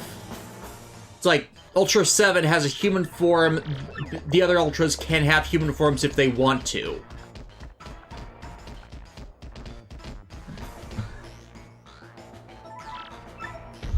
Darn it! Stupid lock. Oh, the lock broke. Oh, baby, awesome. It over. Talk about lucky. I guess race really pays. I guess it's Bowser's time to be the hero.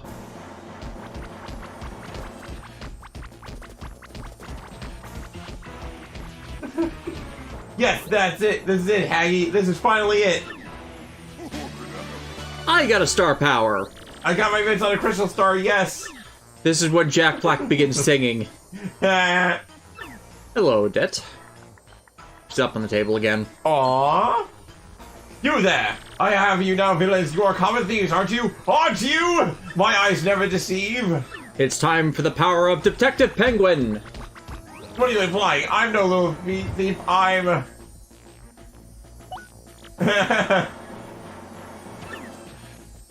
Uh-oh.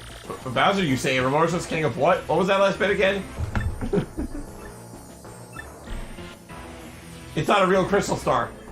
Read up reviews. They got duped by a fake again. Yeah. Media reviews. Do you recommend Jeed as an entry series for those of us who don't watch Ultraman stuff? I think it's fairly decent. It is still a legacy series, so you get more out of it if you've seen the 7 and 0 stuff. I honestly think 7's the general easy entry point for a lot of people, considering it does a bunch of different new stuff from the original Ultraman, but I wouldn't say it's a bad option. Oh god. If you must know, I gave the real one to Luigi. Luigi Mario. He's the guy that kept confusing us for Luigi. Oh, yeah. You have got to be kidding me. You mean to tell me that Luigi beat me here? And now Bowser's gonna go attack Luigi. He's going to ask, what did I do? Look, if the HUD matching with you was yours, you should have cleaned it out.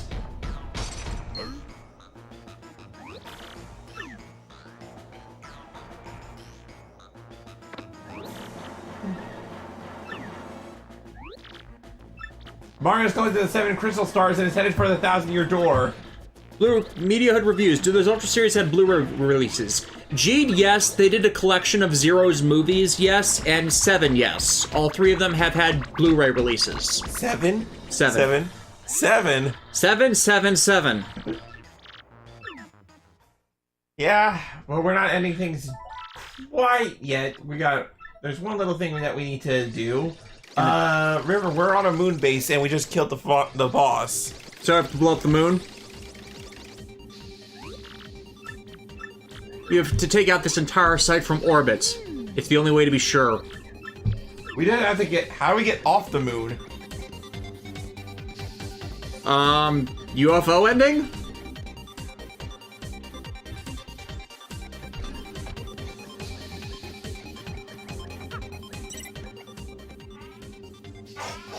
Phantom666 is asking about G-Witch. They must have not been here earlier when we talked about that. They recently got into the stream. Yeah. So, that, we're not going to fault you on that. Yeah. So, yeah, we discussed it. And bench trauma. Bench trauma is a generational thing.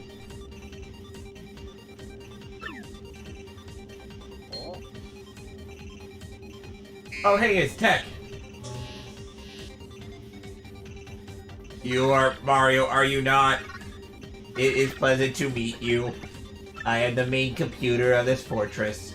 I must tell you something, that is why I brought you to this place. Princess P. Kira's still, I think, is trying to advertise the Valve Rave the Liberator soundtrack. Yeah, we've heard that. We've just never gotten to see the anime because it's never been properly released by anybody. Please say page, please.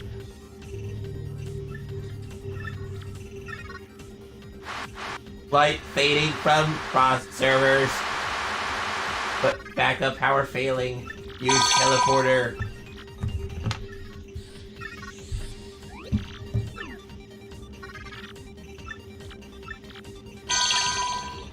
"15 new shifts available to add." Yeah, fuck that, like we're doing that on my birthday. Hell no.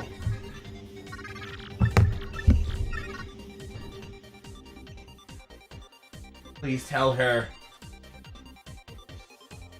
Thank you for me.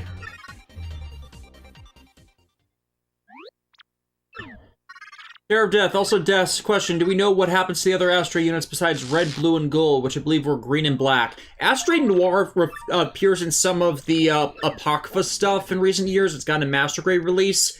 Green is around. It has a axe sword rifle, which is a thing, but I don't remember what Apocrypha stuff it's in. It has had a model kit release, though. By the way, if you didn't catch that, Tech is now dead. Yeah.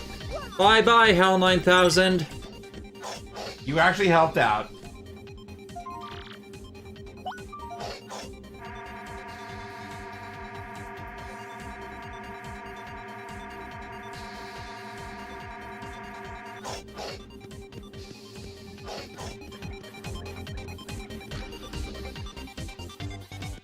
That room.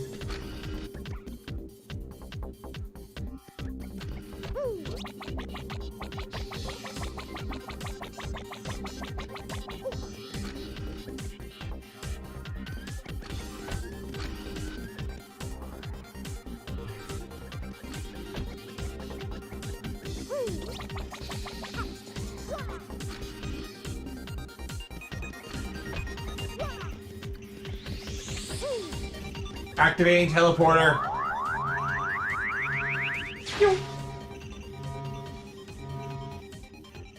The teleporter really never made as a movie series. H. Goodbye.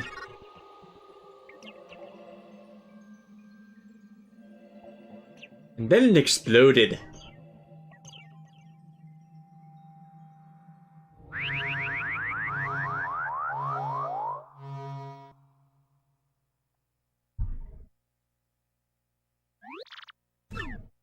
It was nothing.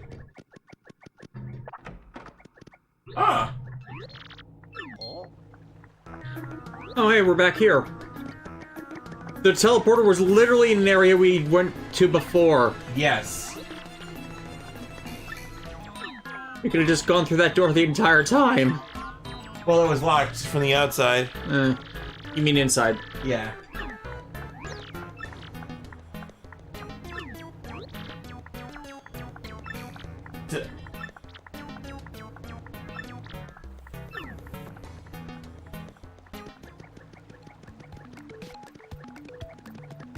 So yeah, let's call it there because, you know, the next chapter Is about to start, right? Yep, chapter 8. Yeah, and we're just over 2 hours, and we'll probably get back to this sometime in December, but the next 2 weeks is definitely going to be locked off by a lot of Pokemon. Yep. And, so yeah, the next chapter will be the 1,000-Year Door, the final one. Chapter 8, the Net Titans. Yeah, and it's gonna be a doozy, so if you would let me, if we could run that stream a little bit longer, and Yeah, no, we will do it to completion since it'll be the final one. right, and before that, I'm gonna like see about upgrading all the party members, because I know they can go one tier higher in power. Yeah, so it will be a bit of grinding before we actually get back to it. Well, more like I need to figure out where the guy that does that stuff is. You know what I okay, mean? yeah. So, yeah, thanks everybody. We'll be doing long stream Pokemon. Hopefully we can get started earlier in the day. It will, again, depend on when we actually get our copies of the games in. When I get up, we'll go over and grab Alexis's. We'll then just need to wait on when John and Mines get in. So this stream is currently scheduled for one next Friday. And if we need to delay it, we'll delay it. But we will be on streaming Pokemon together as a group play sometime that day. It's the max group play is apparently 4 people, so we shouldn't have any problems with that. But we'll be setting up, we'll try and set up before we have any stuff going, and we'll try and go for most of the day after that. Because I don't think we can do Pokemon just short bursts like some others can, because we just want to get through the game. Like, and also, like, it's Pokemon. You can't just put it down. We can't just let it go. But yeah, we'll probably try and do more casually. Like, we won't be as attentive to the chat when we're playing through that, but we'll try and set things up so you guys will be able to see us, and maybe you'll be playing along the way on your own. So, who knows? So, Thank you everybody for coming by. It's my birthday next week, so we've got stuff we'll have stuff for that. And I will try and have a video up on Patreon tomorrow. I didn't do it last week because of stuff that was going on with getting that video up, but should be up next time and for next week. So thank you all. We will see you when we see you.